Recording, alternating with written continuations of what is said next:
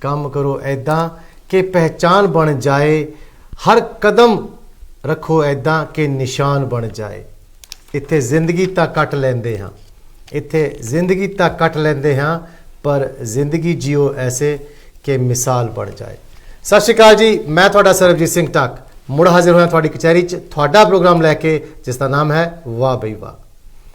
प्यार दर्शकों, हमेशा की तरह पहला एक छोटी जी कहानी है एक इंसान की जो बहुत ही भगती करता हुंदा सी, रब च उहदा बहुत विश्वास सीगा ते पर वो मुसीबत च इन्ना घिरिया होया सी ना, उहदे बावजूद भी कि वो रब नूं इन्ना मनदा सी, पर वो फिर भी इन्नियां उहदे आले दुआले मुसीबतां सी कि वो बेचारा एक बारी परेशान हो गया तो कहता रब नूं जाके कहण लग पिया भी रब्बा ये की है, मैं तेरा इन्नी तेरी भगती करदा हाँ, इन्ना सब कुछ मैं तेरे लिए सोचदा हाँ, सारे चंगे काम करदा, जिहड़े बुरे लोग आ वो बड़े सोहणे खुश आ ते मैं दुखी इन्ना आ। तो ऐसी गल च वो जदों एक बार फिर काम ते गया तो काम तो उन्होंने कढ़ता और फिर वो इन्ना निराश होकर वापस घर आया, आके फिर रब मोरे बह गया तो कहता रब्बा अज मैं तेरे नाल लड़ाई करनी है, दो हथ करने आ भी मैं तेरा इन्नी भगती करदा पर मेरे नाल इदां क्यों हुंदा आ, अज तू मैनू दर्शन दे और मेरे नाल गल कर। उहदी ये जिहड़ी अरदास ही कबूल हो गई तो रात नूं जद सुत्ता तो रब उहदे सपने च आए, आके कहण लगे हाँ बच्चा दस की गल है। तो उहदे कोल तां जिहड़ी उहदी मुश्किलां दा भंडार सीगा, भंडार जदों वो हौली हौली दस्सण लग पिया रब नूं, रब कहंदा भी मैनूं इन्नियां प्रॉब्लम्स हैगियां, इन्नियां मेरियां मुश्किलां मेरी जिंदगी च, मैं ना तेरी भगती करदा पर मैं क्यों दुखी हाँ ते बाकी क्यों खुश आ, मैनूं इस जिहड़ी मुश्किलां चों कड्डो।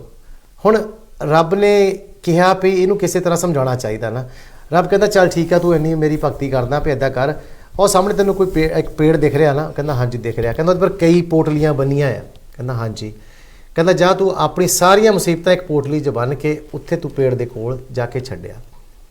ते जदों वो जाण लगा बन के अपनी पोटली सारी मुश्किलां दी उत्थे, तां वो बड़ा खुश सी कि शायद हुण मेरी सारी मुश्किलां दूर हो जाणियां ते मैनूं सब कुछ मिल जाना आ। पर रब ने कहा भी नहीं, तू जा उत्थे, ये अपनी पोटली बनिया तो उत्थों आंदे होए एक पोटली जरूर चक के लियाणी है। तो वो कहंदा ठीक है जी, चला गया, उन्हें अपनी पोटली उस जिहड़ा ब्रिक सी उहनूं बन्नती ते बन के एक छोटी जी सब तो छोटी पोटली सी ना वो चक के तुर पिया। जदों तुरिया ना मुड़िया पिछे रब वल नूं, उहदे दिमाग च आया पता नहीं यार इस पोटली विच शायद हो सकता लिखिया होवे भी मैं किसी बीमारी तो मैनूं लग जाए, कोई बीमारी ना होवे जी मैनूं लग जाए। उन्हें वो पोटली फिर रखती मुड़ के, फिर उन्हें दूसरी पोटली चक्की, जब दूसरी पोटली चक्की तो लग्या भी यार इस किते लिखिया ना होवे भी मेरा कोई जिहड़ा सगी संबंधी है उहदी मौत हो जाए, तो उन्हें फिर वो पोटली रखती इस डर नाल। फिर तीसरी पोटली चक्की उन्हें, तो फिर उन्होंने लग्या भी यार किते इदां ना होवे भी मैं होर मुसीबतां च फस जाए पोटली चक के। वो इन्ने कशमकश च पै गया कि उन्होंने समझ ना आया की करे हो, तो वो खाली हथ वापस आया, आके रब नूं कहंदा ये किहड़ी गल हुई रब जी, तुसीं मैनूं तां कहता भी उत्थे रखिया तो आंदे होए पोटली चक रहा, पर मैनूं नहीं चाहिदी वो पोटली, तुसीं मैनूं मेरी पोटली, मैं आग्ञा दो भी मैं अपनी पोटली वापस लै लवां, मैं उच्चे ही खुश हाँ, मैं कोशिश करूँगा कि अपनी मुसीबतों नूं आप झेल सकां, क्योंकि मैनूं नहीं पता भी उस पोटली जिहड़ी दूसरियां पोटलियां विच हो सकदा कोई ज़्यादा खतरनाक जिहड़ी मुसीबतां उत्थे होण। सो मैं अपनी पोटली ही च खुश हाँ, मैं उन्होंने लैके वापस आना, मैं उन्हां मुश्किलां नूं जिहड़ियां मेरे ते आ रही मैं उन्हां नाल लड़न की कोशिश करूँगा। रब कहता बस तैनूं आही सिखाना सी भी जिंदगी धुप छां की तरह आ, इत्थे जे सुख है तो दुख भी है, लेकिन उन्हां नाल किद्दां लड़ना ये जिहड़ा बंदा उन्होंने अपना सोचना पैना है। सो ये कहानी सानूं ये दसदी है कि मुश्किलों तो आपां नूं डरना नहीं चाहिए, उन्हां नाल लड़ना चाहिए, रब नूं दोष नहीं देना चाहिए, क्योंकि रब सानूं उही दिंदा जो आपां सोचते हैं। सो आपां जे चंगे बारे सोचांगे ना तो सानूं रब चंगा ही देऊगा, और रब नूं असीं दोष नहीं देंगे, क्योंकि वो हमेशा अपने बंदे का कहते होंदे चंगा करदा आ, माड़ा नहीं करदा। सो तुसी कोशिश ये करनी कि असीं अपनी जिंदगी चों जिहड़ियां अपनियां मुसीबतां आ उहनूं आपां लड़ के पार करिए, ना कि हार के पार करिए। सो अज दी छोटी जी कहानी सी।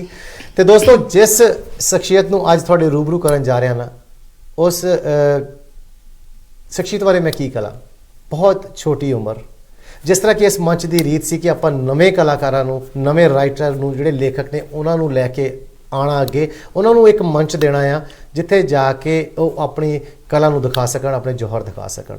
अज भी उन्हां विचों मैं एक मोती लभ के लिया, बहुत छोटी उम्र इस शख्सियत की हैगी आ, ये कविता भी लिखदी आ ते नाल कहानियां भी लिखदी आ।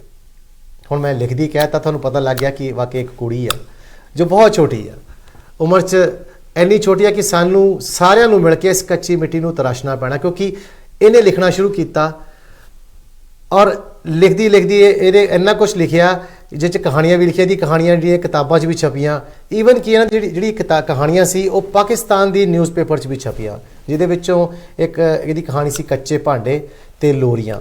ਇਹ ਪਾਕਿਸਤਾਨ ਦੀ ਅਖਬਾਰ 'ਚ ਵੀ ਉਹਨਾਂ ਨੇ ਜਦੋਂ ਪੜ੍ਹੀ ਤੇ ਉਹਨਾਂ ਨੇ ਛਾਪੀ ਇਹਦੀ ਫੋਟੋ ਲਾ ਕੇ ਉੱਥੇ ਵੀ। ਪੰਜਾਬ 'ਚ ਇਹਨੇ ਕਈ ਕਹਾਣੀਆਂ ਦਿੱਤੀਆਂ ਜਿਹਦੇ 'ਚ ਇਹਨੂੰ ਇੱਕ ਸਭ ਤੋਂ ਛੋਟੀ ਉਮਰ ਦੀ ਕਹਾਣੀਕਾਰ ਹੋਣ ਦਾ ਮਾਣ ਵੀ ਮਿਲਿਆ। ਤੇ ਇਹਨੂੰ ਜਿਹੜੀ ਕਵਿਤਾ ਲਿਖਦੀਆਂ, ਹਾਲਾਂਕਿ ਛੋਟੀਆਂ ਲਿਖਦੀਆਂ ਲੇਕਿਨ ਬਹੁਤ ਵਧੀਆ ਲਿਖਦੀਆਂ ਆ। ਸੋ ਇਹ ਕਵਿਤਾ ਦੇ ਨਾਲ ਨਾਲ ਕਹਾਣੀਆਂ ਵੀ ਲਿਖਦੀ ਹੈ।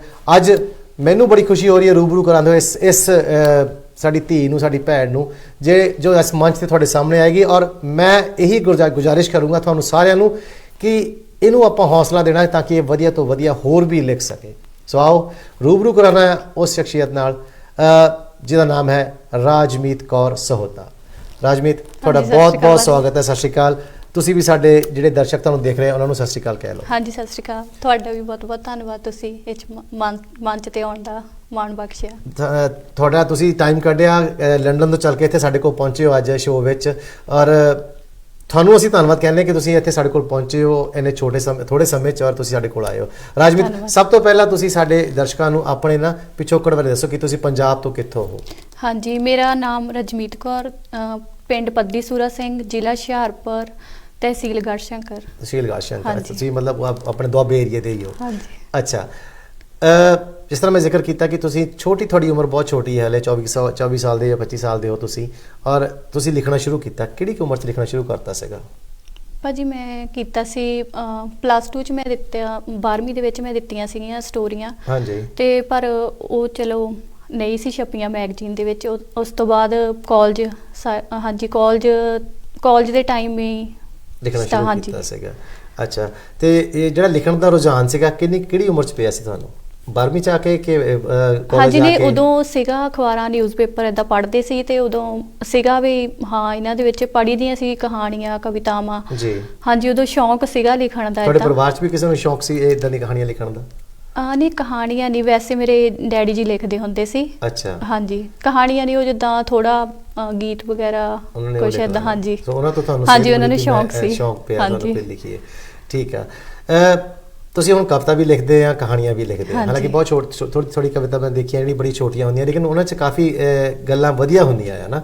ਜਿਹੜੀ ਤੁਸੀਂ ਹੁਣ ਕਹਾਣੀ, ਥੋੜੀ ਇੱਕ ਕਹਾਣੀ ਆਈ ਸੀਗੀ ਪਿੱਛੇ ਜਿਹੇ, ਸਾਥ ਕਿਉਂ ਨਹੀਂ ਜੁੜਦੇ। ਹਾਂਜੀ। ਇਸ ਕਹਾਣੀ ਨੂੰ ਤੁਸੀਂ ਆਪਾਂ ਗੱਲ ਕੀਤੀ ਸੀ ਕਿ ਤੁਹਾਨੂੰ ਅਵਾਰਡ ਵੀ ਮਿਲਿਆ ਸੀ ਇਸ ਕਹਾਣੀ ਨੂੰ ਲੈ ਕੇ, ਕਿ ਸਭ ਤੋਂ ਛੋਟੀ ਕਹਾਣੀਕਾਰ ਹੋਣ ਦਾ ਜਿਹੜਾ ਮਾਣ ਮਿਲਿਆ ਸੀਗਾ। ਸਾਥ ਕਿਉਂ ਨਹੀਂ ਜੁੜਦੇ ਇਸ ਕਹਾਣੀ ਵਿੱਚ, ਦਰਸ਼ਕੋ ਤੁਸੀਂ ਵੈਸੇ ਸਕਰੀਨ ਤੇ ਦੇਖ ਰਹੇ ਹੋ, ਅਸੀਂ ਸਕਰੀਨ ਤੇ ਚਲਾ ਵੀ ਰਹੇ ਇਹਨਾਂ ਦੀਆਂ ਕਹਾਣੀਆਂ ਨੂੰ। ਇਸ ਕਹਾਣੀ ਵਾਸਤੇ ਇਸ ਨੂੰ ਸਭ ਤੋਂ ਛੋਟੀ ਕਹਾਣੀਕਾਰ ਹੋਣ ਦਾ ਮਾਣ ਮਿਲਿਆ ਸੀ। 51 ਉੱਥੇ ਲੇਖਕ ਆਏ ਸੀਗੇ, ਰਾਈਟਰ ਜਿਹਨਾਂ ਨੇ ਕਹਾਣੀਆਂ ਭੇਜੀਆਂ ਸੀਗੀਆਂ ਉਹਦੇ ਵਿੱਚ, ਤੇ 88 ਕਹਾਣੀਆਂ ਛਪੀਆਂ ਸੀ ਉਹਦੇ ਵਿੱਚੋਂ। ਇਹਦੀ ਕਹਾਣੀ ਨੂੰ ਤੀਸਰਾ ਜਿਹੜਾ ਕਿ ਸਥਾਨ ਪ੍ਰਾਪਤ ਹੋਇਆ ਸੀ, ਔਰ ਉਹਦੇ ਵਿੱਚ ਇਹਨੂੰ ਤੀਸਰੇ ਦੇ ਨਾਲ ਸਭ ਤੋਂ ਛੋਟੀ ਕਹਾਣੀਕਾਰ ਹੋਣ ਦਾ ਮਾਣ ਵੀ ਮਿਲਿਆ ਸੀਗਾ ਤੇ ਇਹਨੂੰ ਸਨਮਾਨਿਤ ਵੀ ਕੀਤਾ ਗਿਆ। ਸੋ ਇਹ ਬਹੁਤ ਬੜੀ ਗੱਲ ਹੈ। ਇਸ ਕਹਾਣੀ ਸਾਥ ਕਿਉਂ ਨਹੀਂ ਜੁੜਦੇ ਨੂੰ ਦਿੱਤਾ ਗਿਆ। ਉੱਚੀਆਂ ਮੰਜ਼ਿਲਾਂ ਦੇ ਰਾਹ ਜਿਹੜੇ ਹੈਗੇ ਉਹਦੇ ਵਿੱਚ ਵੀ ਦੀ ਕਿਤਾਬਾਂ 'ਚ ਕਈ ਕਹਾਣੀਆਂ ਛਪੀਆਂ ਨੇ, ਤੇ ਇਸ ਵਿੱਚ ਵੀ ਇਹਨੇ ਇਸ ਕਿਤਾਬਾਂ ਦੇ ਵਿੱਚ ਕਹਾਣੀਆਂ ਕਾਫੀ ਲਿਖੀਆਂ ਨੇ। ਸੋ ਹੌਲੀ ਹੌਲੀ ਸਾਨੂੰ ਅਸੀਂ ਸਕਰੀਨ ਤੇ ਦਿਖਾਇਆ ਕਿ ਕੱਚੇ ਭਾਂਡੇ ਜਿਹੜੀ ਇਹ ਜਿਹੜੀ ਇੱਥੇ ਵੀ ਛਪੀ ਸੀ, ਔਰ ਇਹੀ ਕਹਾਣੀ ਪਾਕਿਸਤਾਨ ਦੀ ਅਖਬਾਰ 'ਚ ਵੀ ਛਪੀ ਸੀਗੀ। ਸੋ ਇਹ ਤੁਸੀਂ ਦੇਖ ਰਹੇ ਹੋ, ਤੁਸੀਂ ਇਹ ਪਾਕਿਸਤਾਨ ਦੀ ਅਖਬਾਰ 'ਚ ਇਹਦੀ ਛਪੀ ਸੀ ਕਹਾਣੀ, ਜੋ ਉਰਦੂ ਵਿੱਚ ਸੀਗੀ। ਔਰ ਇਹ ਬੜੀ ਸਾਡੇ ਲਈ ਮਾਣ ਦੀ ਗੱਲ ਹੈ ਕਿ ਇੰਨੀ ਛੋਟੀ ਉਮਰ 'ਚ ਵੀ ਇਹਨਾਂ ਦੀ ਇੱਦਾਂ ਦੀ ਕਹਾਣੀਆਂ ਛਪਦੀਆਂ ਉੱਥੇ।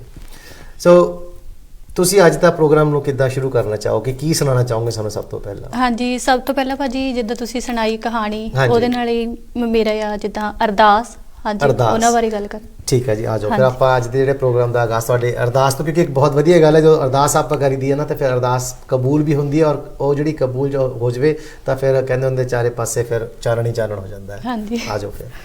ਅਰਦਾਸ। ਅੱਜ ਅਸੀਂ ਗੱਲ ਕਰਾਂਗੇ ਅਰਦਾਸ ਬਾਰੇ। ਅਰਦਾਸ ਸ਼ਬਦ 4 ਅੱਖਰਾਂ ਦੇ ਮੇਲ ਤੋਂ ਬਣਿਆ ਹੈ। ਐੜਾ ਅੰਤਰਜਾਮੀ, ਰਾਰਾ ਰਖਵਾਲਾ, ਦੱਦਾ ਦਾਤਾਂ ਦੇਣ ਵਾਲਾ, ਸੱਸਾ ਸਹਾਰਾ। ਅਰਦਾਸ ਦਾ ਅਰਥ ਹੈ ਬੇਨਤੀ ਕਰਨੀ ਪਰਮਾਤਮਾ ਅੱਗੇ। ਅਰਦਾਸ ਸਾਡੀ ਅੰਦਰਲੀ ਸੁਰਤ, ਸਾਡੀ ਅੰਦਰਲੀ ਲੇਵ ਜੋ ਪਰਮਾਤਮਾ ਨਾਲ ਜੁੜ ਜਾਂਦੀ ਹੈ। ਕੁਝ ਵਿਦਵਾਨਾਂ ਅਨੁਸਾਰ ਅਰਦਾਸ ਸ਼ਬਦ ਸੰਸਕ੍ਰਿਤ ਤੇ ਫਾਰਸੀ ਦੇ ਸ਼ਬਦਾਂ ਨੂੰ ਮਿਲਾ ਕੇ ਬਣਿਆ ਹੈ।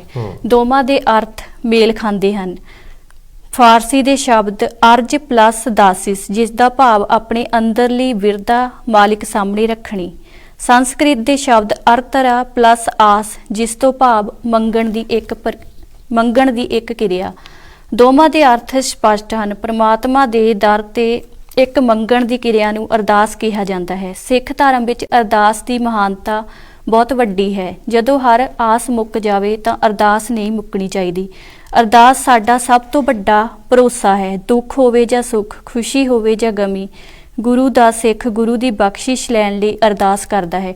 ਸਿੱਖ ਧਰਮ ਵਿੱਚ ਹਰ ਸੰਸਾਰਕ ਮੌਕੇ ਜਿਵੇਂ ਜਨਮ, ਵਿਆਹ, ਮਰਨ ਆਦਿ ਤੇ ਅਰਦਾਸ ਕੀਤੀ ਜਾਂਦੀ ਹੈ ਤਾਂ ਜੋ ਹਰ ਕਾਰਜ ਆਸਾਨੀ ਨਾਲ ਸੰਪੂਰਨ ਹੋ ਜਾਵੇ, ਖੁਸ਼ੀਆਂ ਵੱਧਦੀਆਂ ਰਹਿਣ, ਭਾਣਾ ਮੰਨਣ ਦੀ ਸਮਰੱਥਾ ਮਿਲੇ, ਜਿੱਤ ਹਾਸਿਲ ਹੋਵੇ, ਹਰ ਮੈਦਾਨ ਫਤਿਹ ਹੋਵੇ।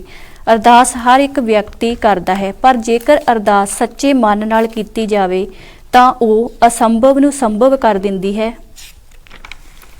ਬੇਆਸਰੇ ਨੂੰ ਆਸਰਾ ਦਿੰਦੀ ਹੈ, ਡਿਗੇ ਹੋਏ ਨੂੰ ਸਹਾਰਾ ਦਿੰਦੀ ਹੈ, ਮੁਸੀਬਤ ਵਿੱਚ ਘਿਰੇ ਹੋਏ ਨੂੰ ਬੰਦ ਖਲਾਸੀ ਕਰ ਦਿੰਦੀ ਹੈ। ਇਸ ਦੀ ਮਿਸਾਲ ਸਿੱਖ ਧਰਮ ਵਿੱਚ ਧੰਨ ਧੰਨ ਬਾਬਾ ਦੀਪ ਸਿੰਘ ਜੀ ਹੋਏ ਹਨ। ਵਾਕਈ ਬਹੁਤ ਵਧੀਆ ਤੁਸੀਂ ਪ੍ਰੋਗਰਾਮ ਦਾ ਸ਼ੁਰੂਆਤ ਕੀਤੀ ਹੈ ਅਰਦਾਸ ਤੋਂ, ਕਿਉਂਕਿ ਅਰਦਾਸ ਵਾਕਈ ਹੀ ਜਦੋਂ ਮੈਂ ਪਹਿਲਾਂ ਵੀ ਕਿਹਾ, ਜਦੋਂ ਆਪਾਂ ਦਿਲ ਤੋਂ ਕਰਦੇ ਨਾ ਕਿਸੇ ਵੀ ਆਪਾਂ ਮੁਸੀਬਤ 'ਚ ਫਸੀ ਹੋਈ ਹੈ ਤੇ ਫਿਰ ਉਹ ਆਪਾਂ ਉਹਨੂੰ ਪਾਰ ਕਰ ਜੀਦਾ। ਕੋਈ ਅਸੀਂ ਸਾਡੇ ਮੂਹਰੇ ਔਕੜਾਂ ਨਹੀਂ ਆਉਂਦੀਆਂ ਹੈਗੀਆਂ। ਹਾਂਜੀ। ਤੁਸੀਂ ਰਾਜਵੀਰ ਜੀ ਅਰਦਾਸ ਤੋਂ ਸ਼ੁਰੂ ਕੀਤਾ, ਪਰ ਮੈਂ ਹੁਣ ਗੱਲ ਕਰਾਂਗਾ ਤੁਹਾਡੇ ਸਾਥ ਕਿਉਂ ਨਹੀਂ ਜੁੜਦੇ। ਜਿੰਨੀ ਤੁਹਾਡੀ ਉਮਰ ਹੈ, ਤੁਹਾਨੂੰ ਇਹ ਕਿੱਦਾਂ ਸੋਚਿਆ ਤੁਸੀਂ ਵੀ ਮੈਂ ਸਾਥ ਕਿਉਂ ਨਹੀਂ ਜੁੜਦੇ? ਤੁਸੀਂ ਜਿਹੜੀ ਕਹਾਣੀ ਲਿਖੀ ਸੀਗੀ, ਇਸ ਕਹਾਣੀ ਵਿੱਚ ਤੁਸੀਂ ਕੀ ਸੋਚ ਕੇ ਔਰ ਕੀ ਲਿਖਿਆ ਸੀਗਾ? ਸੋਚਿਆ ਕਿੱਦਾਂ ਸੀ ਵੀ ਸਾਥ ਕਿਉਂ ਨਹੀਂ ਜੁੜਦੇ ਮੈਂ ਲਿਖਾਂ? ਹਾਂਜੀ ਭਾਜੀ, ਜਿੱਦਾਂ ਅਖਬਾਰਾਂ ਵਿੱਚ ਵੀ ਪੜ੍ਹਦੇ ਸੀ ਤੇ ਸਾਡੇ ਪਿੰਡ ਵੀ ਹਾਂਜੀ ਦੂਸਰੀ ਸਾਈਡ ਜਿੱਦਾਂ ਚੱਲਦੇ ਸੀਗੇ, ਦੂਸਰੀ ਸਾਈਡ ਸਾਡੇ ਸਿਆਣੇ ਉੱਥੇ ਬਹਿੰਦੇ ਆ ਬੋਰਡ ਦੇ ਥੱਲੇ, ਜਿੱਦਾਂ ਪਿੱਪਲਾਂ ਦੇ ਥੱਲੇ, ਤੇ ਉੱਥੇ ਹਾਂਜੀ ਉਹ ਜਿੱਦਾਂ ਪੜ੍ਹਦੇ ਆਉਂਦੇ ਸੀ ਤੇ ਸਾਡੇ ਦਾਦਾ ਜੀ ਹੁੰਦੇ ਸੀ, ਉਹਨਾਂ ਤੋਂ ਜਿੱਦਾਂ ਸੁਣਿਆ ਵੀ ਹਾਂਜੀ ਵੀ ਇਹ ਕਿੱਦਾਂ ਬਹਿੰਦੇ ਆ। ਤੇ ਫਿਰ ਹੁਣ ਅੱਜ ਕੱਲ੍ਹ ਦੇ ਦੌਰ 'ਚ ਦੇਖਦੇ ਸੀ ਵੀ ਜਿੱਦਾਂ ਪੁਰਾਣਾ ਸੁਣਦੇ ਸੀ ਕਿ ਉਹਨਾਂ ਦਾ ਸੀਗਾ ਕਿ ਉਹ ਸਾਰੇ ਝਗੜੇ ਜੋ ਸਾਡੇ ਘਰਾਂ ਵਿੱਚ ਹੁੰਦੇ ਸੀ, ਬਾਹਰ ਹੁੰਦੇ ਸੀ ਲੜਾਈਆਂ ਝਗੜੇ, ਉਹ ਸਾਥ ਉੱਥੇ ਬਜ਼ੁਰਗਾਂ ਦੇ ਕੋਲ ਜਾ ਕੇ ਨਿਪਟਾਏ ਜਾਂਦੇ ਸੀ। ਤੇ ਹੁਣ ਜਦੋਂ ਦੇਖਦੇ ਆ ਕਿ ਹੁਣ ਪੁਲਿਸ ਚੌਂਕੀਆਂ 'ਚ ਤੁਰੇ ਫਿਰਦੇ ਏਦਾਂ ਹਾਂਜੀ, ਤੇ ਉਹ ਫਿਰ ਸੋਚ ਕੇ ਜਦੋਂ ਸਾਥ ਸ਼ਬਦ ਸਾਹਮਣੇ ਜਿੱਦਾਂ ਸਾਥ ਇੱਕ ਸ਼ਬਦ ਜਿੱਦਾਂ ਸਾਹਮਣੇ ਆਇਆ, ਫਿਰ ਉਹਦੇ ਤੇ ਕਹਾਣੀ ਲਿਖਣ ਬਾਰੇ ਸੋਚਿਆ। ਅੱਛਾ, ਹਾਂਜੀ। ਜਿਹੜੀ ਕਹਾਣੀ ਲਿਖੀ ਸੀ ਇਹਦੇ ਵਿੱਚ ਕੀ ਲਿਖਿਆ ਸੀ ਤੁਸੀਂ? ਹਾਂਜੀ, ਮੈਂ ਤੁਹਾਨੂੰ ਸੁਣਾ। ਹਾਂ, ਤੁਸੀਂ ਜੇ ਕਹਾਣੀ ਸਾਨੂੰ ਸੁਣਾ ਸਕਦੇ ਹੋ ਸੰਖੇਪ ਵਿੱਚ, ਕਿਉਂਕਿ ਕਹਾਣੀਆਂ ਕਾਫੀ ਲੰਬੀਆਂ ਹੁੰਦੀਆਂ, ਲੇਕਿਨ ਅਸੀਂ ਤੁਹਾਨੂੰ ਸੁਣਾਂਗੇ ਵੀ ਤੁਸੀਂ ਇਹ 'ਚ ਕੀ ਲਿਖਿਆ ਸੀਗਾ, ਤੇ ਤੁਸੀਂ ਸਾਨੂੰ ਸਾਥ ਦੀ ਜ਼ਰੂਰ ਕਹਾਣੀ ਸੁਣਾਓ, ਕਿਉਂਕਿ ਸਾਨੂੰ ਵੀ ਪਤਾ ਲੱਗਣਾ ਚਾਹੀਦਾ ਵੀ ਸਾਥ ਕਿਉਂ ਨਹੀਂ ਜੁੜਦੇ। ਔਰ ਤੁਸੀਂ ਬਹੁਤ ਵਧੀਆ ਗੱਲ ਕੀਤੀ ਕਿ ਪਹਿਲਾਂ ਸਾਥ 'ਚ ਬਹਿ ਕੇ ਸਾਰੀਆਂ ਫੈਸਲੇ ਹੁੰਦੇ ਸੀ, ਜਾਂ ਆਪਾਂ ਸਾਰੇ ਬਹਿੰਦੇ ਸੀ, ਉੱਥੇ ਕੋਈ ਨਾ ਕੋਈ ਪਿੰਡ 'ਚ ਗੱਲ ਹੁੰਦੀ ਸੀ। ਅੱਜ ਸਾਥ ਨਹੀਂ ਹੈਗੇ। ਸੋ ਤੁਸੀਂ ਉਸ ਕਹਾਣੀ ਨੂੰ ਲਿਖਿਆ ਤੇ ਅੱਜ ਸਾਨੂੰ ਸਾਡੇ ਦਰਸ਼ਕਾਂ ਨੂੰ ਸੁਣਾਓ। ਹਾਂਜੀ, ਸਾਥ ਕਿਉਂ ਨਹੀਂ ਜੁੜਦੀ। ਮੰਮੀ ਰੋਟੀ ਪਾਓ ਖਾਈਏ, ਭੁੱਖ ਬਹੁਤ ਲੱਗੀ ਆ, ਅੱਜ ਤਾਂ ਸਿਖਰ ਦੁਪਹਿਰਾ ਹੋ ਗਿਆ। ਮਨਜੀਤ ਨੇ ਘਰ ਵੜਦਿਆਂ ਹੀ ਕਿਹਾ, ਰੋਟੀ ਤਾਂ ਪੁੱਤ ਸਵਖਤੇ ਦੀ ਬਣੀ ਪਈ ਆ, ਕਿੱਥੇ ਗੁਜ਼ਾਰਿਆ ਇੰਨਾ ਸਮਾਂ, ਮੈਂ ਕਦੋਂ ਦੀ ਤੇਰਾ ਰਾਹ ਤੱਕਦੀ ਆ, ਕਦੋਂ ਆਉਂਦਾ ਮੇਰਾ ਪੁੱਤ। ਮਾਂ, ਮੈਂ ਬਿਸ਼ਨੇ ਚਾਚੇ ਕੋਲ ਬੈਠ ਗਿਆ ਸੀ, ਖੇਤੋਂ ਆਉਂਦਾ ਉਹ ਪੁਰਾਣੀਆਂ ਗੱਲਾਂ ਕਰਦਾ ਸੀ, ਆਪਣੇ ਮਿੱਤਰਾਂ ਨਾਲ ਬੈਠਾ। ਕੁਝ ਪਲ ਬੜਾ ਆਨੰਦ ਆਇਆ ਮੈਨੂੰ ਉਹਨਾਂ ਦੀਆਂ ਗੱਲਾਂ ਸੁਣ ਕੇ। ਅੱਛਾ ਪੁੱਤ, ਇਹੋ ਜਿਹੀਆਂ ਕਿਹੜੀਆਂ ਗੱਲਾਂ ਕਰਦੇ ਸੀ ਕਿ ਮੇਰਾ ਪੁੱਤ ਰੋਟੀ ਖਾਣੀ ਵੀ ਭੁੱਲ ਗਿਆ। ਮਾਂ, ਚਾਚਾ ਅਤੇ ਉਸਦਾ ਦੋਸਤ ਪੁਰਾਣੇ ਸਮੇਂ ਦੀਆਂ ਗੱਲਾਂ ਕਰਦੇ ਸੀ। ਉਸ ਸਮੇਂ ਬੋਹੜ ਥੱਲੇ ਲੱਗਦੀ ਸੱਥ ਦੀਆਂ ਗੱਲਾਂ ਚੱਲ ਰਹੀਆਂ ਸੀ। ਅੱਛਾ ਪੁੱਤ, ਹੋਰ ਕੀ ਕਹਿੰਦੇ ਸੀ? ਮਨਜੀਤ ਦੀ ਮਾਂ ਰੋਟੀ ਫੜਾਉਂਦੀ ਹੋਈ ਕਹਿੰਦੀ। ਮਾਂ, ਮੈਂ ਗੱਲਾਂ ਤਾਂ ਸੁਣਦਾ ਰਿਹਾ, ਪਰ ਮੈਨੂੰ ਸਮਝ ਨਹੀਂ ਆਈ ਕਿ ਉਹ ਸੱਥ ਦੀ ਕੀ ਗੱਲ ਕਰਦੇ ਸੀ। ਮਾਂ, ਸੱਥ ਕੀ ਹੁੰਦੀ ਹੈ? ਮਨਜੀਤ ਨੇ ਮਾਂ ਨੂੰ ਪੁੱਛਿਆ। ਪੁੱਤ, ਸੱਥ ਪਿੰਡ ਵਿੱਚ ਦੁੱਖ ਸੁੱਖ ਦੀ ਸਾਂਝੀ ਥਾਂ ਹੁੰਦੀ ਸੀ। ਪੁਰਾਣੇ ਸਮੇਂ ਵਿੱਚ ਜ਼ਿਆਦਾਤਰ ਸੱਥਾਂ ਬੋੜਾਂ ਕੰਡੇ ਲੱਗੇ ਪਿੱਪਲਾਂ ਜਾਂ ਬੋੜਾਂ ਥੱਲੇ ਹੋਇਆ ਕਰਦੀਆਂ ਸੀ। ਸਾਰੇ ਪਿੰਡ ਦੇ ਬਜ਼ੁਰਗ ਲੋਕ ਦੁਪਹਿਰ ਜਾਂ ਵੇਲੇ ਸਮੇਂ ਪਿੰਡ ਦੀ ਬੋੜ ਥੱਲੇ ਬੈਠਦੇ ਸਨ। ਇਸ ਨੂੰ ਹੀ ਸੱਥ ਕਹਿੰਦੇ ਸਨ। ਮਾਂ, ਇਸ ਵਿੱਚ ਕੀ ਹੁੰਦਾ ਸੀ? ਮਨਜੀਤ ਨੇ ਰੋਟੀ ਖਾਂਦੇ ਨੇ ਸਵਾਲ ਕੀਤਾ। ਪੁੱਤ, ਪਿੰਡ ਦੇ ਸਾਰੇ ਬਜ਼ੁਰਗ ਨੌਜਵਾਨ ਇਕੱਠੇ ਬੈਠ ਕੇ ਇੱਕ ਦੂਜੇ ਨਾਲ ਦੁੱਖ ਸੁੱਖ ਸਾਂਝੇ ਕਰਦੇ ਸਨ। ਜੇ ਪਿੰਡ ਵਿੱਚ ਕੋਈ ਲੜਾਈ ਝਗੜਾ ਹੋ ਜਾਂਦਾ ਸੀ ਤਾਂ ਪਿੰਡ ਦੇ ਬਜ਼ੁਰਗ ਉਸ ਦਾ ਫੈਸਲਾ ਸੱਥ ਵਿੱਚ ਹੀ ਸੁਣਾਉਂਦੇ। ਪੁੱਤ, ਸੱਥ ਪਿੰਡ ਦੇ ਬਜ਼ੁਰਗਾਂ ਤੇ ਨੌਜਵਾਨਾਂ ਦੀ ਸੰਸਦ ਹੁੰਦੀ ਸੀ। ਬਜ਼ੁਰਗ ਨੂੰ ਬਾਬਾ ਬੂੜ ਕਹਿ ਕੇ ਬੁਲਾਇਆ ਜਾਂਦਾ ਸੀ। ਮਾਂ ਹੁਣ ਫਿਰ ਆਪਣੇ ਪਿੰਡ ਵਿੱਚ ਸੱਥ ਕਿਉਂ ਨਹੀਂ ਲੱਗਦੀ?